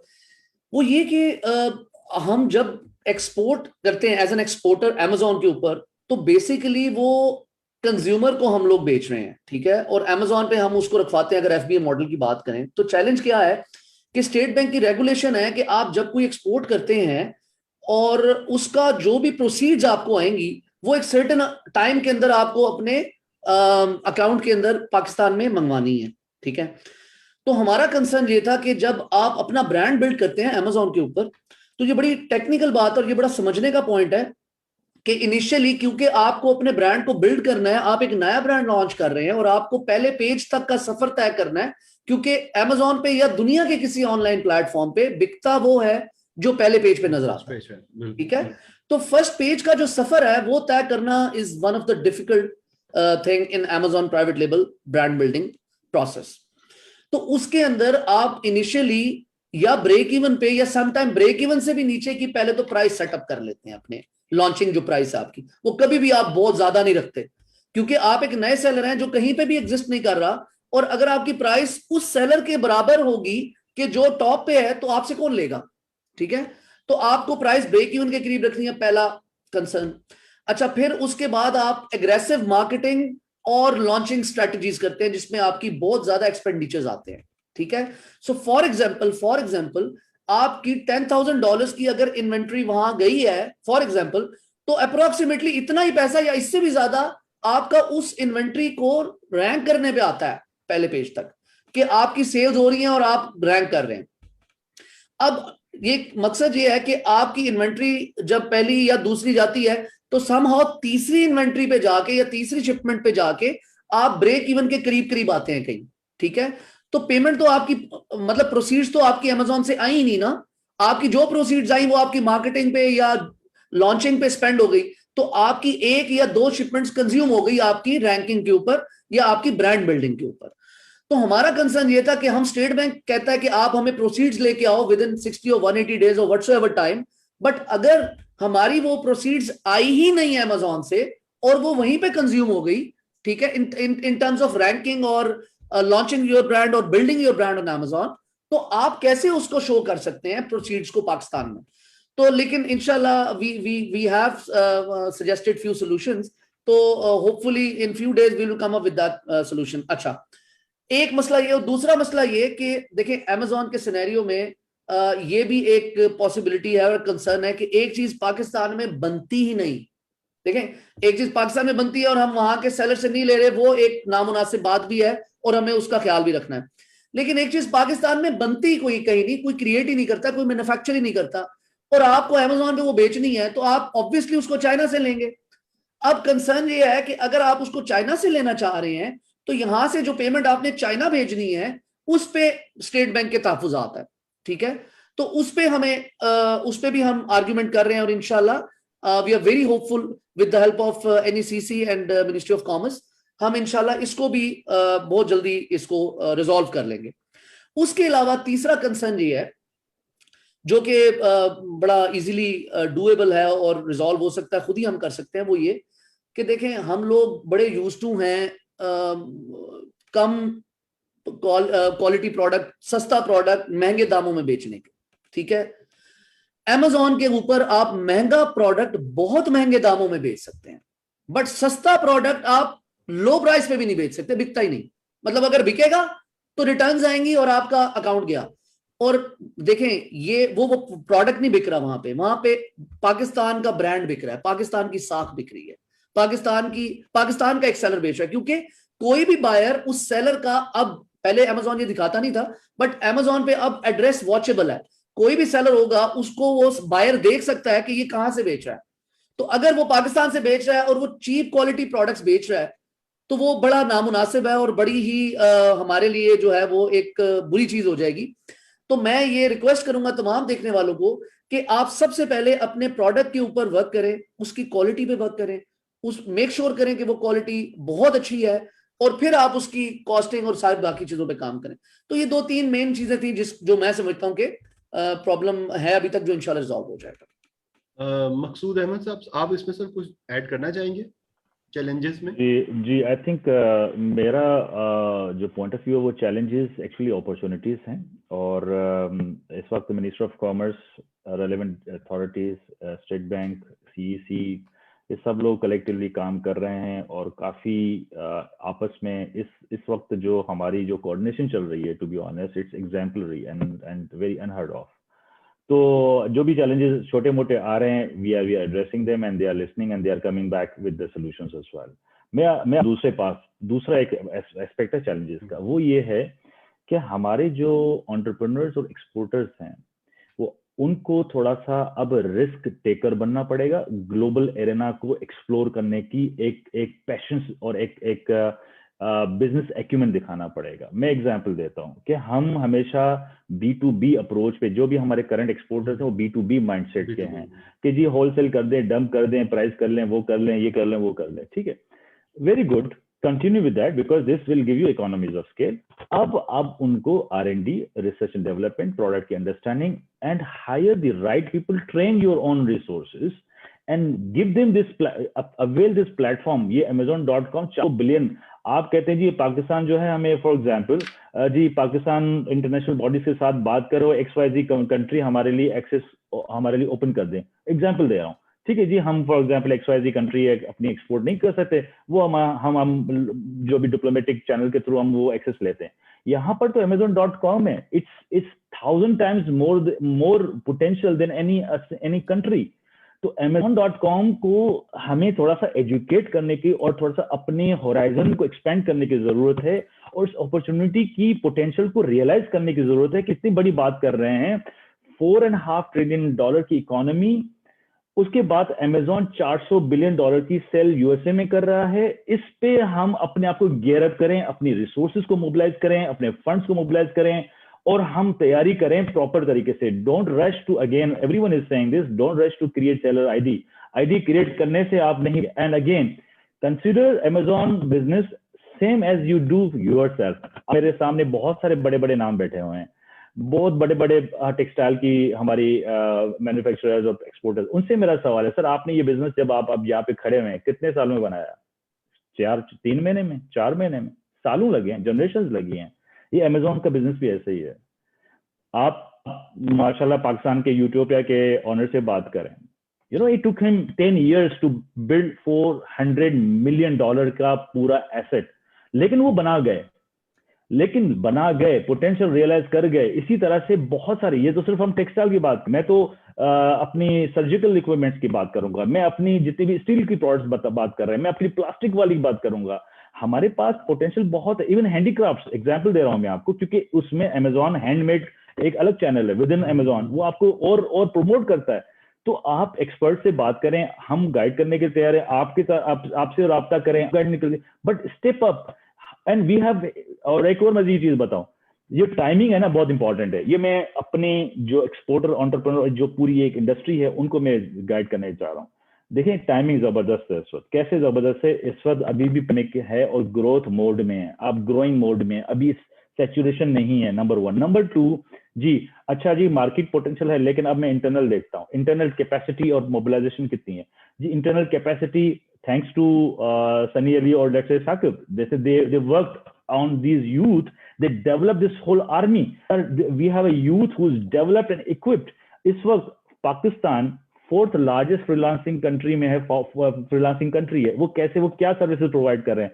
आप जाके फाइवर, अपवर्क, ये जितने भी फेमस फ्रीलांसिंग प्लेटफॉर्म्स है वहां पे देखिए, ये अपने पाकिस्तानी लड़के यही सर्विसेज दें गोरों को ग्लोबली, और वहां से हमारे पास आ रहे हैं। तो they will be more than happy कि हमें लोकल अपने जो हमारे मैन्युफैक्चरर्स हैं, एक्सपोर्टर्स हैं, वो उन बच्चों को और उस तरह के जो टैलेंटेड लोग हैं उनको ऑन बोर्ड लें, एंड देन बिजनेस को लॉन्च करें। एटलीस्ट 2 से 3 साल का प्लान प्रॉपर बनाएं, प्रॉपर उसका फ्लो, उसका प्रॉफिटेबिलिटी, उसकी बिजनेस वायबिलिटी बनाएं, आपके साथ आप गाइड करें उनको। So I think we can achieve this. So this is the core challenge. Baki मैं तो everything is doable. Government is willing. Everybody is willing to support. It's just now these guys need to step up and then avail this opportunity. Thank you so much sir. इसके साथ ही हम floor को open करते हैं question answers के लिए. अगर कोई क्वेश्चंस हैं तो आप पूछ लें. और आखिर में मैं मैडम आयशा हुमैरा मोरियानी से रिक्वेस्ट करूंगा कि वो concluding remarks after the question answer session, वो कंक्लूडिंग, हम चाहते हैं कि कंक्लूडिंग रिमार्क्स जो है वो मैडम के. जी, कोई any question from anybody?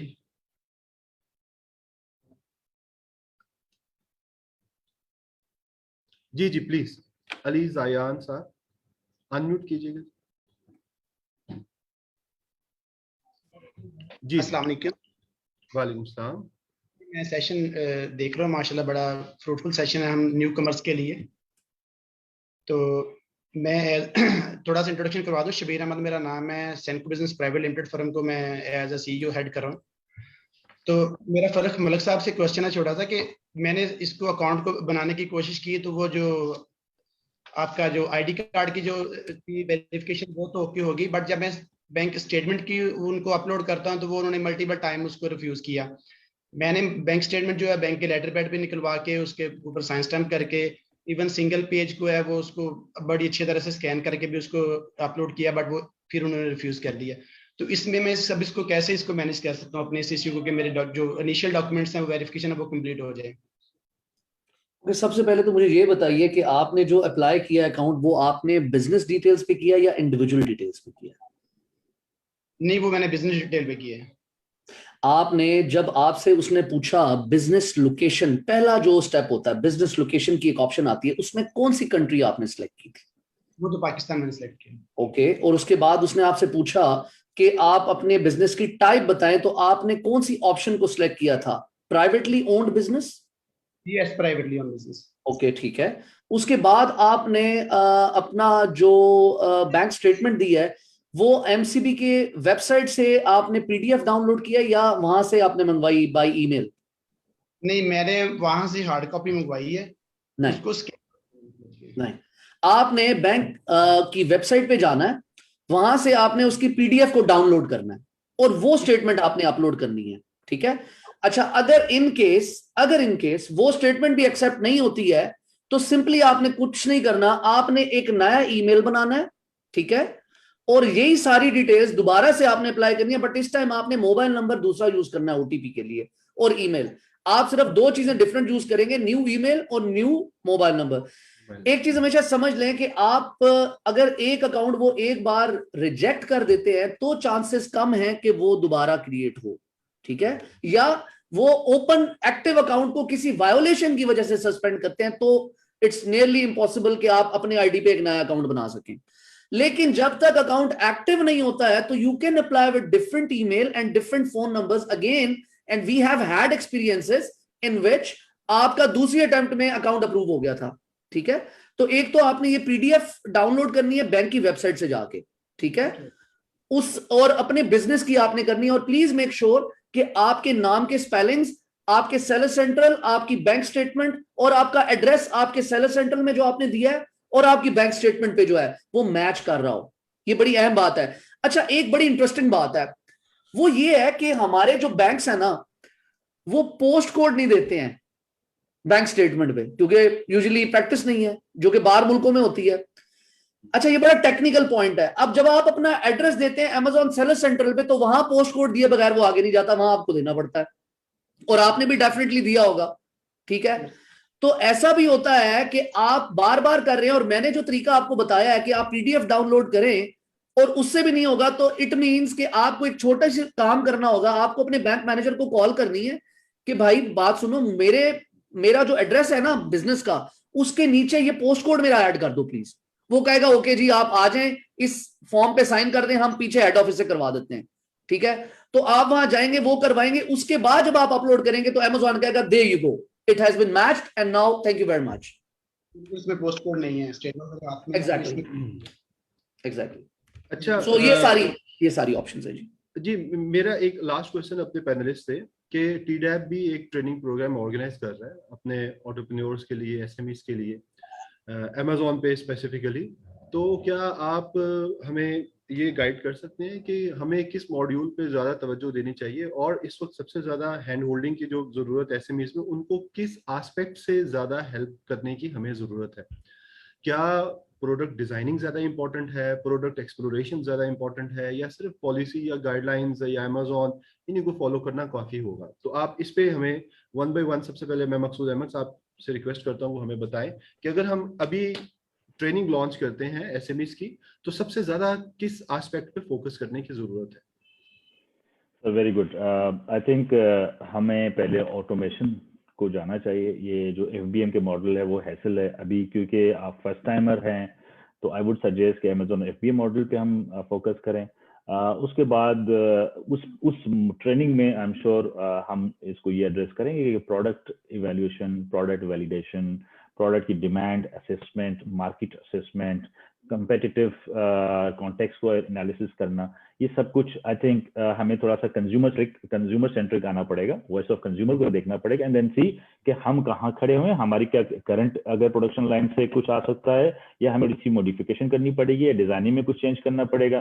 For example अगर यूके में कभी कभी हम लॉन्च करते हैं तो यूके में हम अपने प्रोडक्ट की पैटेंट डिजाइन जो है उसको भी हम पेटेंट के लिए अप्लाई करते हैं, हम ओन करते हैं, ट्रेडमार्क तो करते ही करते हैं। अच्छा, हम एक दो स्टेप और भी आगे जाते हैं, क्योंकि हम लॉन्ग टर्म प्लान पे खेल रहे होते हैं, तो हम इवन अगर जैसे कहीं सोर्स कंट्री से भी हम ट्रेडमार्क रजिस्टर कर लेते हैं। फॉर एग्जांपल अगर मैं पाकिस्तान से कर रहा हूँ तो पाकिस्तान में भी ट्रेडमार्क में रजिस्टर कर देता हूँ। These are the good to haves, not must to haves, ठीक है। अच्छा, फिर चाइना में अगर मैं करता हूँ तो चाइना से भी कर सकता हूँ। अच्छा सर, अब आपने ट्रेनिंग की बात की तो मैं आपके तवज्जुह से, और this is a positive gesture from extreme commerce, आपके 5 रिकमेंडेड एसएमईज अगर कोई आप नॉमिनेट करते हैं, उनको हम फ्री में आईडी सर्विस दे सकते हैं, आईडी क्रिएशन। हम एक्सपर्ट आईडी स्पेशलिस्ट वो उनके साथ हैंड होल्डिंग करेगा, and then they will create ID for them. 5 recommended जो TDAP या मिनिस्ट्री ऑफ कॉमर्स कर सकता है, उनको हम फ्री ऑफ कॉस्ट ये हम सर्विस देने के लिए तैयार हैं। जी, फारूक मलिक साहब, आप इसमें कुछ ऐड करना चाहेंगे? ट्रेनिंग मॉड्यूल पे आप किस पे ज्यादा एम्फसाइज करना चाहेंगे? एग्जैक्टली देखिए, सबसे पहले तो हमें ये समझने की जरूरत है कि अमेजोन पे पैसे कमाने के कितने तरीके हैं, जो अभी तक इस पूरे सेशन में हमने डिस्कस ही नहीं किया। ठीक है, अमेजोन पे पैसे कमाने के 4 तरीके हैं टोटल। ठीक है, पहला प्राइवेट लेबल, जो आप अपना ब्रांड बिल्ड करते हैं। दूसरा होलसेल, आप लोगों का ब्रांड बेचते हैं। ठीक है, तीसरा ड्रॉप शिपिंग, आप लिस्ट कर देते हैं बहुत से प्रोडक्ट्स को अपने सेलर अकाउंट पे, है आपके पास कुछ भी नहीं इन स्टॉक, जब ऑर्डर आता है तो आप ऑनलाइन ही किसी या फिजिकली किसी सस्ती जगह से खरीद कर उसको डायरेक्ट कस्टमर को शिप कर देते हैं। और चौथा मॉडल है कि आप एज अ वर्चुअल असिस्टेंट अपनी सर्विसेज ऑफर करते हैं उन लोगों को जिनके पास पैसा है लेकिन टाइम नहीं है। ओके, अब पाकिस्तान के पर्सपेक्टिव से 2 मॉडल्स मेरे नजदीक हैं जो वर्केबल हैं, बाकी 2 नहीं है। पहला प्राइवेट लेबल, जो कि एसएमईज और मैन्युफैक्चरर्स अडॉप्ट करेंगे। ठीक है, और चौथा एज अ वर्चुअल असिस्टेंट, वो पूरी आर्मी जो हमने और ईसी ने बनाई है टू एंटरटेन दीज मैन्युफैक्चरर्स और एसएमईज। ये 2 एंड अगर हमारे स्ट्रांग हो जाएं, एक एंड पे हम प्राइवेट लेबल से अपने ब्रांड्स को बिल्ड करेंगे एज मच एज पॉसिबल। इंशाल्लाह हमारे पाकिस्तानी ब्रांड की पूरी रेंज वहां पे अमेजोन पे रिफ्लेक्ट हो रही हो कि आज तक जो पाकिस्तान में थे अब वो रिफ्लेक्ट हो रहे हैं अमेजोन की 20+ मार्केट्स पे। ठीक है, it's not just about US, it's not just about UK, it is about more than 20 countries in the world where Amazon exists and you can sell them while sitting in Pakistan. Okay, and you need to build your own brand over there. तो देखिए, training sessions जो है ना वो 2 चीजों पे होने चाहिए, एक प्राइवेट लेबल के ऊपर PL प्रोग्राम जिसको हम कहते हैं, और दूसरा VA के ऊपर वर्चुअल असिस्टेंट। कैसे आपने VA बनना है, एक जो है वो बहुत ह्यूज इन्वेस्टमेंट वाला है जो प्राइवेट लेबल है, और दूसरा 0 इन्वेस्टमेंट के साथ है। ठीक है, मैंने ड्रॉप शिपिंग और होलसेल को इसलिए स्किप किया कि होलसेल मॉडल बेसिकली उन रजिस्टर्ड कंपनीज के लिए है जो यूके में बेस्ड हैं। अगर आप यूके में बेच रहे हैं, यानी फॉर एग्जांपल आप यूके के ब्रांड को कहते हैं कि मैं आपका ब्रांड बेचना चाहता हूं एज होलसेल FBA। ठीक है, तो वो कहेगा ओके फाइन, तुम्हारी कंपनी कहां है? वो कहेगा पाकिस्तान में। उसे कहेगा नो, वो कहेगा नहीं, मैं इजाजत नहीं दे सकता। You have to have, first of all you need to have a UK limited company, then I will allow you. Okay, तो वो तो राइट अवे स्किप हो गया ना वो वाला मॉडल पाकिस्तान से। तीसरा मॉडल था ड्रॉप शिपिंग का, जो मैं ये कहता हूं कि बहुत ही रिस्की मॉडल है, क्योंकि वो अमेजोन की टर्म्स ऑफ सर्विसेज के 98% अगेंस्ट जाता है। ठीक है, आप एक गलत चीज शिप कर रहे होते हैं, आपको नहीं पता उसकी क्वालिटी कैसी है, और आप किसी ब्रांड की बेच रहे हैं, एक वेल नोन ब्रांड की, तो Amazon is very strict in that. तो जो आपके अकाउंट सस्पेंड होने के चांसेस हैं वो बहुत ज्यादा है। तो अल्टीमेटली जो दो मॉडल्स हैं, पहला और चौथा, प्राइवेट लेबल और वीए, हमें उस पे वर्क करने की बहुत ज्यादा जरूरत है। हमारे गवर्नमेंट इंस्टीट्यूशंस को, टीडैप को, तमाम इंस्टीट्यूट्स को, तमाम एसएमई मैन्युफैक्चरर्स को इस पे सोचने की जरूरत है कि कैसे वो अपने ब्रांड को अमेजोन पे बिल्ड कर सकते हैं, और उनको हेल्प करेगी ये वीएस की आर्मी। ये जो फौज हम बनाएंगे वर्चुअल असिस्टेंट्स की, ये प्रोफेशनल्स उसको बिल्ड करेंगे वहां पे। क्योंकि ऑब्वियस बात है कि एक मैन्युफैक्चरर या एक एसएमई, उसके पास इतना टाइम नहीं है कि वो बैठ के अमेजोन की लिस्टिंग क्रिएट करेगा, उसकी इमेजेस बनाएगा, उसको रैंक कराएगा, उसको ऑप्टिमाइज करेगा, उस पर एडवर्टाइजिंग चलाएगा, फिर डेली के ऑर्डर्स कितने आए हैं, फिर उसको इनहांस कैसे करना है, ये सब वो वीए की टीम करेगी। So that is my recommendation.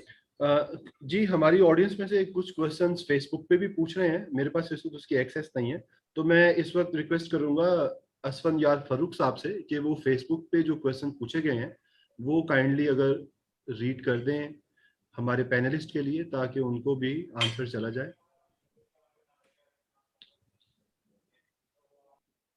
जी अस्सलाम वालेकुम, बहुत शुक्रिया वालेकुम साहब। कुछ क्वेश्चंस आए हुए। एक ही क्वेश्चन है, after listing selected products what is next?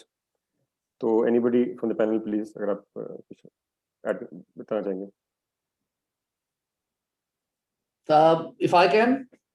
Yes please sir, please. Okay, देखिए, आफ्टर लिस्टिंग करने के बाद आप उस प्रोडक्ट को लाइव करते हैं। अब ये आप पे है, अगर वो एफपीएम लिस्टिंग है तो वो तो राइट अवे लाइव है, आपने जैसे ही उसको लिस्ट किया वो लाइव हो गई, और आपको ऑर्डर आना है तो उस वक्त भी आ जाएगा।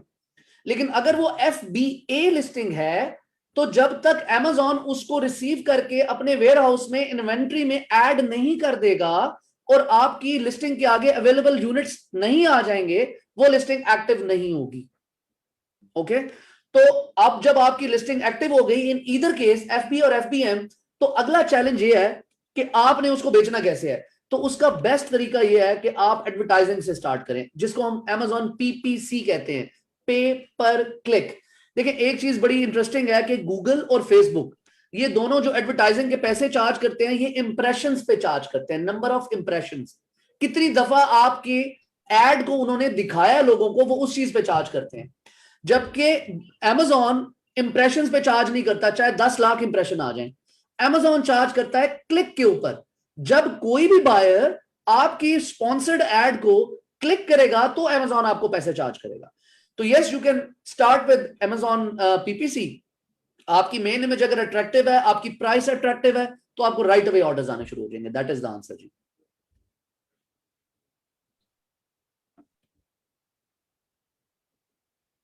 जी, कोई और क्वेश्चन? जी, एक और सवाल है मारिया आरिफी साहिबा की तरफ से। Do we have to create a separate account और register another company to sell in US और अदर मार्केट्स?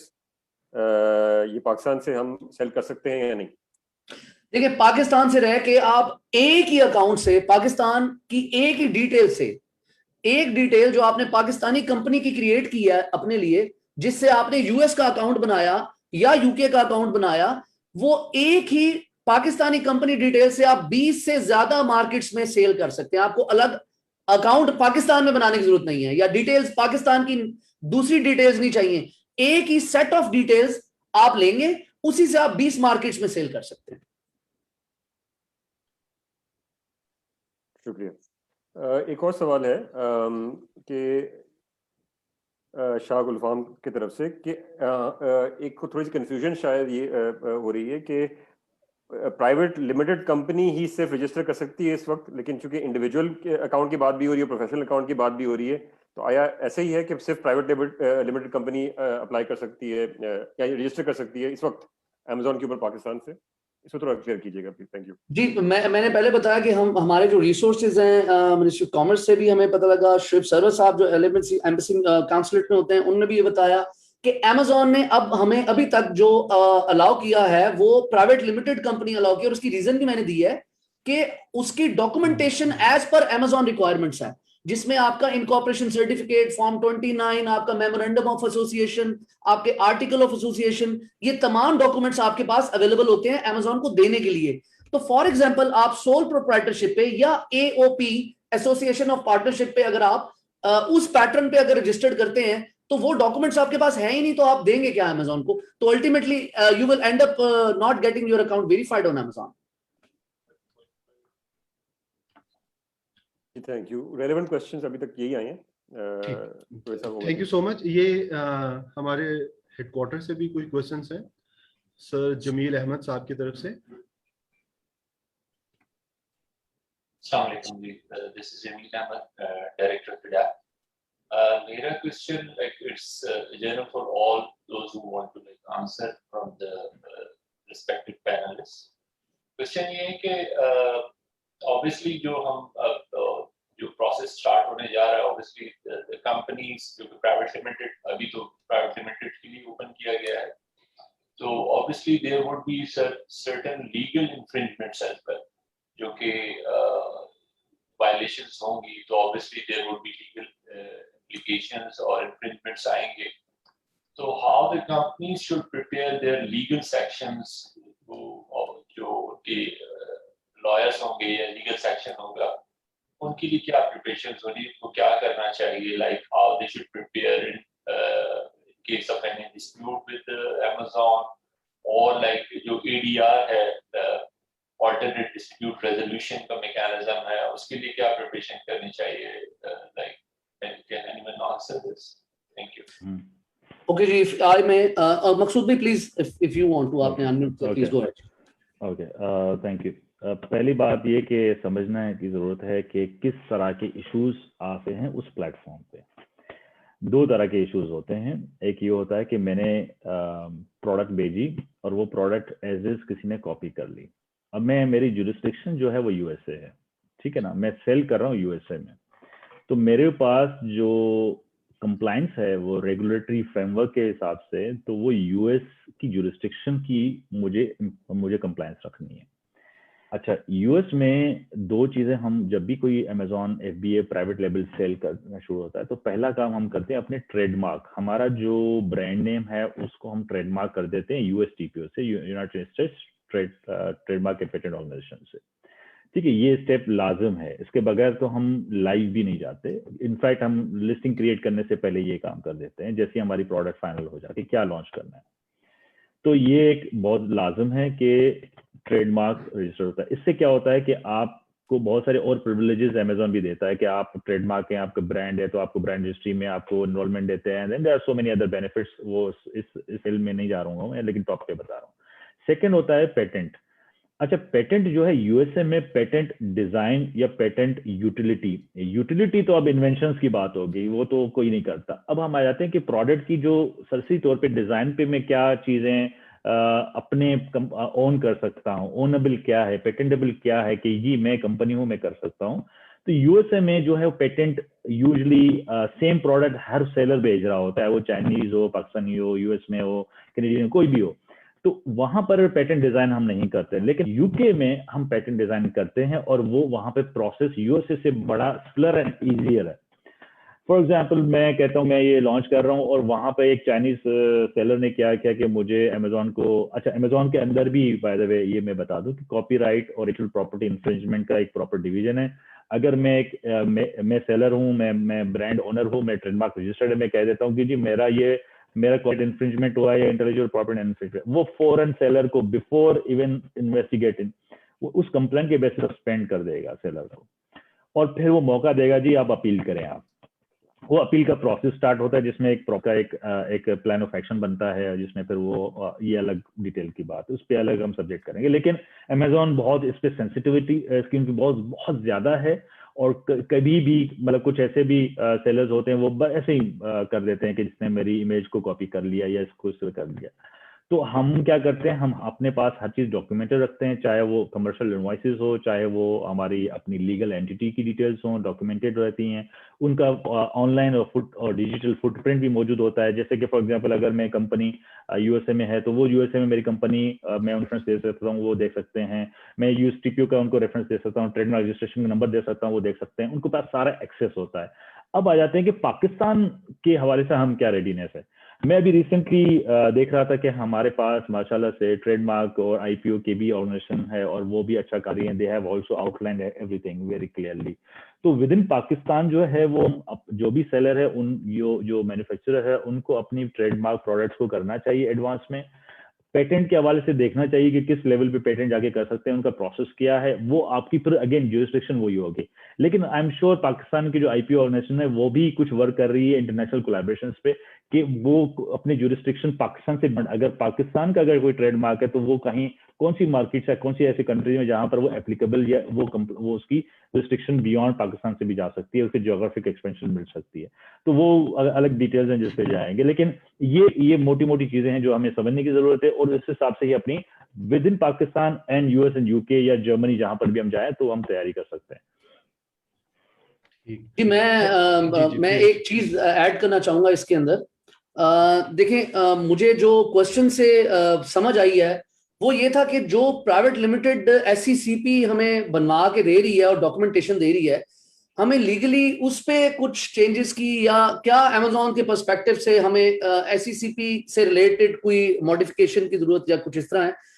देखिए, जो कंपनी फॉर्मेशन इंस्टीट्यूट है ना हमारा, उसका कंसर्न सिर्फ एक हो सकता है डायरेक्टली अमेज़न से कि जो पेमेंट आनी है सेलर को उसके अकाउंट में, वो पेमेंट अगर फॉर एग्जांपल अमेज़न होल्ड कर लेता है, और ये क्वेश्चन अभी तक किसी ने नहीं पूछा कि अगर अमेज़न की आप कोई वायोलेशन करते हैं और आपके पास उसकी पेमेंट आउटस्टैंड कर रही है, फॉर एग्जांपल जी $10,000 जो उसने आपको पे करना था नेक्स्ट पे आउट प्लान के ऊपर आफ्टर 14 डेज, लेकिन आपने उसकी वायोलेशन की है, तो क्या अमेज़न राइट अवे आपकी पेमेंट दे देगा? या अगर वो लेट देगा तो कब देगा? और अगर नहीं देगा तो क्या एससीसीपी से हम कोई रेगुलेशन ऐसी रेगुलेट करवा सकते हैं कि अमेज़न को वो कांटेक्ट करे कि we need the payment for that seller? Okay, इसमें अब एक चीज हमें समझने की जरूरत है कि अमेज़न की पॉलिसी है कि अमेज़न आपको 90 डेज में पेमेंट रिलीज करता है अगर वो अकाउंट रीइंस्टेट नहीं होता अपील के बाद। ठीक है, अगर आपका अकाउंट सस्पेंड हो गया ड्यू टू एनी वायोलेशन और वो अकाउंट रीइंस्टेट नहीं होता, तो उसमें जितने भी फंड्स हैं अमेज़न उनको 3 महीने तक होल्ड कर लेता है, 90 डेज तक, और 90 डेज के बाद वो अवेलेबल होते हैं आपके बैंक अकाउंट में ट्रांसफर होने के लिए। नाउ अब रिसेंटली एक बहुत अमेजिंग अपडेट आई है। मैंने ड्रॉप शिपिंग का आप लोगों से भी पहले भी शेयर किया कि बड़ा रिस्की मॉडल है और मैं उसके हक में बिल्कुल पर्सनली नहीं हूं, क्योंकि उसमें Amazon terms of services 98% violet होती हैं। तो अभी हमने ये देखा है कि Amazon recently has got that much strict कि अगर ड्रॉप शिपिंग के सिनेरियो में, यानी किसी के ब्रांड को आपने कॉपी किया है या उसको बेचा है और वो फेक था जो सेलर ने रिसीव किया, तो ऐसे केसेस भी आए हैं कि अमेज़न ने पेमेंट होल्ड कर ली है for good, Amazon has not return. तो फिर वहां लोगों ने केसेस अपने लॉयर्स के थ्रू किया जिनके बड़े फंड्स पड़े थे वहां पे कि we need our payment back, और फिर अमेज़न से केस फाइट किया और उसके बाद जाके पेमेंट रिलीज हुई। तो ऐसे केसेस भी आए हैं। तो द आंसर वुड बी कि we need to be very safe and very exact in our selling way. Private label करें, ड्रॉप शिपिंग ना करें और अच्छा प्रोडक्ट दें, अमेज़न की पॉलिसीज को वायोलेट ना करें, और that's what I could say. Thank you so much sir, आपने बहुत अच्छा एक्सप्लेन किया। अगर कोई और जी सर, जी सर प्लीज। तो मेरा क्वेश्चन ये है कि हमारे जो मेनली टेक्सटाइल के जो एक्सपोर्टर हैं, उनकी कैपेसिटी है कि वो अमेज़न पे करें और भी प्रोडक्ट्स की है, लेकिन हमारा 50+% जो हमारी एक्सपोर्ट है वो टेक्सटाइल की है।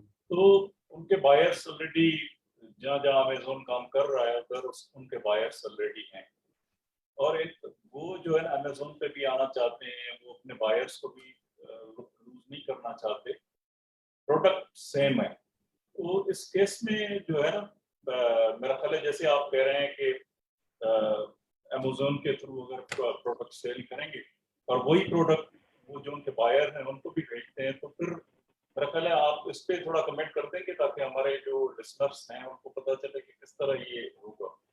जी, मैं आपको उस पे बहुत अच्छा सवाल है वैसे, और ये सिर्फ सर टेक्सटाइल में लिमिटेड नहीं है, ये हम काफ़ी कैटेगरीज में देख रहे हैं जहाँ पर हम ऑपरेट कर रहे हैं, और वो चाइनीज़ हमारा सेम सप्लायर जो है, मैन्युफैक्चरर है, वो उसी में खुद भी सेल कर रहा होता है। उसमें फिर ऑब्वियसली एक प्राइस वॉर शुरू हो जाती है क्योंकि उनको एक एज होता है। बट सवाल आपका तो थोड़ा सा डिफरेंट है, वो ये है कि क्या वो जो उनके करंट सेलर्स जो बायर है वो ऑलरेडी अमेजोन पे सेल कर रहे हैं, और अगर वो खुद सेल करना चाहे तो कोई क्लैश तो नहीं आएगा। देखिए, क्लैश के लिए होता ये है कि एक तो पहली बात ये कि उनका राइट है, वो कर सकते हैं। वो उनको कोई आपस में अनलेस कोई ऐसा कॉन्ट्रैक्ट है जिसमें वो कहें mutually exclusive in terms of platform भी है कि लेट से मैं एक्सक्लूसिविटी रखता हूँ, मैं आपका बायर हूँ और अमेजोन पे मैं ही सेल करूंगा .com पे। लेट से अमेजोन यूएसए में, अमेजोन की भी डिफरेंट मार्केट प्लेसेस है ना, .com है, .co UK है, .Germany है, डिफरेंट मार्केट प्लेसेस है। तो आप अनलेस उस बायर ने उनको लिमिट किया और उस सप्लायर ने एग्री किया हुआ कि जी मैं इस .com पे नहीं सेल करूंगा, कोई लीगल बाइंडिंग या मेमोरेंडम ऑफ अंडरस्टैंडिंग इस तरह का कोई रिटन डॉक्यूमेंट है, अलग बात है। लेकिन अगर ऐसा नहीं है तो फिर he has all right to go there. अच्छा, अब सेम प्रोडक्ट में क्या यूएसए में सेम प्रोडक्ट लेकिन ब्रांड नेम डिफरेंट है, आपका आइडेंटिफायर डिफरेंट है, आपका यूपीसी कोड डिफरेंट है, आपके एसएन डिफरेंट है, तो वहां पर आप जा सकते हैं, कोई मसला नहीं है, क्योंकि वहां पर आप कोई बेडशीट है, बेडशीट को मैं पेटेंट कितना करूंगा, सारी बेडशीट एक ही जैसी हैं। अब इवन यूके में तो हम यहाँ तक, क्योंकि अभी रिसेंटली हमने कोई 25 प्रोडक्ट्स टेक्सटाइल की हमने यूके में लॉन्च की हैं, 25 प्रोडक्ट्स, और अगर मैं पूरी अपनी इकोसिस्टम की बात करूं कि आई कैन सेफली से 50 सेलर्स अपने पाकिस्तानी इस वक्त .com .co यूके पे हैं इस वक्त, और वो टेक्सटाइल भेज रहे हैं। हमने इवन कोशिश यहाँ तक की कि यूके में, क्योंकि यूके में थोड़ा सा क्योंकि पेटेंट करना आसान है, तो हमने अपने जो क्लाइंट्स हैं, जैसे सेलर्स हैं, उनको हमने ये कहा है कि उसमें भी हम पेटेंट डिजाइन करवा देते हैं फिर, ताकि अमेजोन को कल को अगर कोई जाके कंप्लेन भी कर दिया, अचानक से उनकी सेल ड्रॉप हो जाए, अच्छे कंप्लेन कर दे, कोई डर्टी प्लेयर आ गया, तो हमारे पास लीगल डॉक्यूमेंट, लीगल एक हमारे पास सिक्योरिटी है, समझ लें कि इंश्योरेंस है हमारी, वो हमारे पास इंटैक्ट है। कल को अगर कुछ भी होता है तो हम अमेजोन को कहेंगे देखें, अमेजोन डॉक्यूमेंट्स देखता है, अमेजोन को देखिए ये हमारा प्रोडक्ट है, ये हमने पेटेंट डिजाइन किया हुआ, और ये यूके की पेटेंट ने ये हमें इशू किया हुआ डॉक्यूमेंट, ये हमारा ट्रेडमार्क है, ये इशू है। तो बेसिकली हम जबानी कलामी इस तरह से ऑपरेट नहीं करते, हम सारे डॉक्यूमेंटेशन और अपनी प्रॉपर होमवर्क के थ्रू करते हैं और अपने आप को सिक्योर कर देते हैं। तो I hope I have answered your question. If still you need more clarity, I am happy to do that. Thank you so much sir, thank you so much. Basically मैं ये पूछना चाहता हूँ, कॉन्फ्लिक्ट तो नहीं होंगे और वो अपने बायर्स को भेजे और अमेजोन पे भी बेच रहा हो, बायर्स के अपने रिटेल शॉप होते हैं और वो की सप्लाई कर रहे हैं और अमेजोन की सप्लाई कर रही है, तो इसमें कोई क्लैश तो नहीं होगा? सर क्लैश नहीं है, क्योंकि अमेजोन पे इस वक्त मोर देन 2 मिलियन सेलर्स हैं, और एक अगर मैं एग्जांपल दे देता हूँ, टावल्स है, टावल्स एक मेरा जो पाकिस्तान का जो एक्सपोर्टर है, उसे कितने कस्टमर्स होंगे? 10 होंगे, 20 होंगे, 40 होंगे, 50 होंगे, 100 होंगे। लेकिन टावल जो है अमेजोन पे आप सिर्फ एंटर करके देखें, टावल थाउजेंड्स ऑफ सेलर बेच रहे हैं। ठीक है, तो एक तो ये मार्केट ओपन है, और ओपन मार्केट का बेनिफिट यही होता है कि सबको इक्वल प्लेयर अपना एक स्पेस मिल रहा है, और अमेजोन रेगुलेटर वहां पर, by the way Amazon regulator की तरह भी होता है कि मैं ओवर प्राइस भी नहीं जा सकता, मैं लोअर भी, और अपना वो रिलेटिव प्राइसिंग भी रख सकता है कि लेट्स से अगर मैंने बहुत ही ऑफ प्राइस देने से अमेजोन मुझे बाय बॉक्स ही नहीं देगा। ठीक है, ऐसे केसेस भी हुए हैं, इवन FBAPL में भी हुआ है कि वो आपको बाय बॉक्स ही नहीं, मतलब बाय बॉक्स का मतलब ये कि आपको कस्टमर वो बाय नहीं कर सकता, लिस्टिंग नजर आ रही होगी लेकिन वो बाय नहीं कर सकता, क्योंकि आपने प्राइसिंग इतनी ऑफ बिल्कुल एक्सट्रीम पे ले गए हैं, या लोएस्ट में या हाईएस्ट में। तो अमेजोन रिलेटिव प्राइसिंग भी मैनेज कर रहा होता है, लेकिन इट्स बेटर अगर कोई बड़ा सेलर है और आपसे वो बाय का है, तो आप उनसे एक कॉन्फिडेंस बिल्डिंग मेजर जरूर लें और उनको जरा कॉन्फिडेंस में ले लें, क्योंकि कल को पता चल जाता है वो मे बी अगर इतना बड़ा सेलर है कि वो अगर आपसे पुल आउट कर जाए, आपको बहुत बड़ा हो सकता है। तो as a matter of professionalism and proper code of conduct, I would say कि उनको एज अ कंसल्टेटिव वे में बता दें कि यार मैं अब एक्सप्लोर कर रहा हूँ, लेकिन आप ये भी उनको कॉन्फिडेंस दें कि यार मैं प्राइसिंग अपनी इतनी लो नहीं जाऊंगा, क्योंकि अगर लेट से मैं $10 का बेच रहा हूँ, आप आए, आप मैन्युफैक्चरर, आपने वो $8 बेच दिया, तो इट मीन्स और मैं बड़ा सेलर हूँ वहां पर अमेजोन के अंदर, तो इट मीन्स अब आप मुझे मजबूर कर रहे हैं कि मैं प्राइस कम करूँ। प्राइस कम का मतलब ये कि मैं अभी आपकी प्रॉफिटेबिलिटी को हर्ट करूंगा, तो आप यहाँ पर भी एश्योरेंस दे देंगे, देखिए मैं प्राइस अपनी ज्यादा नहीं करूंगा, तो वी हैव इक्वल प्लेयर, और मार्केट भी ग्रो कर रही है, तो लेट्स ग्रो टुगेदर। तो ये इस तरह से हम इसको मैनेज किया जा सकता है। Thank you so much sir, thank you so much. अब मैं आखिर में रिक्वेस्ट करूंगा मैडम आयशा हुमैरा मोरियानी साहिबा से कंक्लूडिंग रिमार्क्स के लिए, अगर मैडम सुन रही हैं। मैडम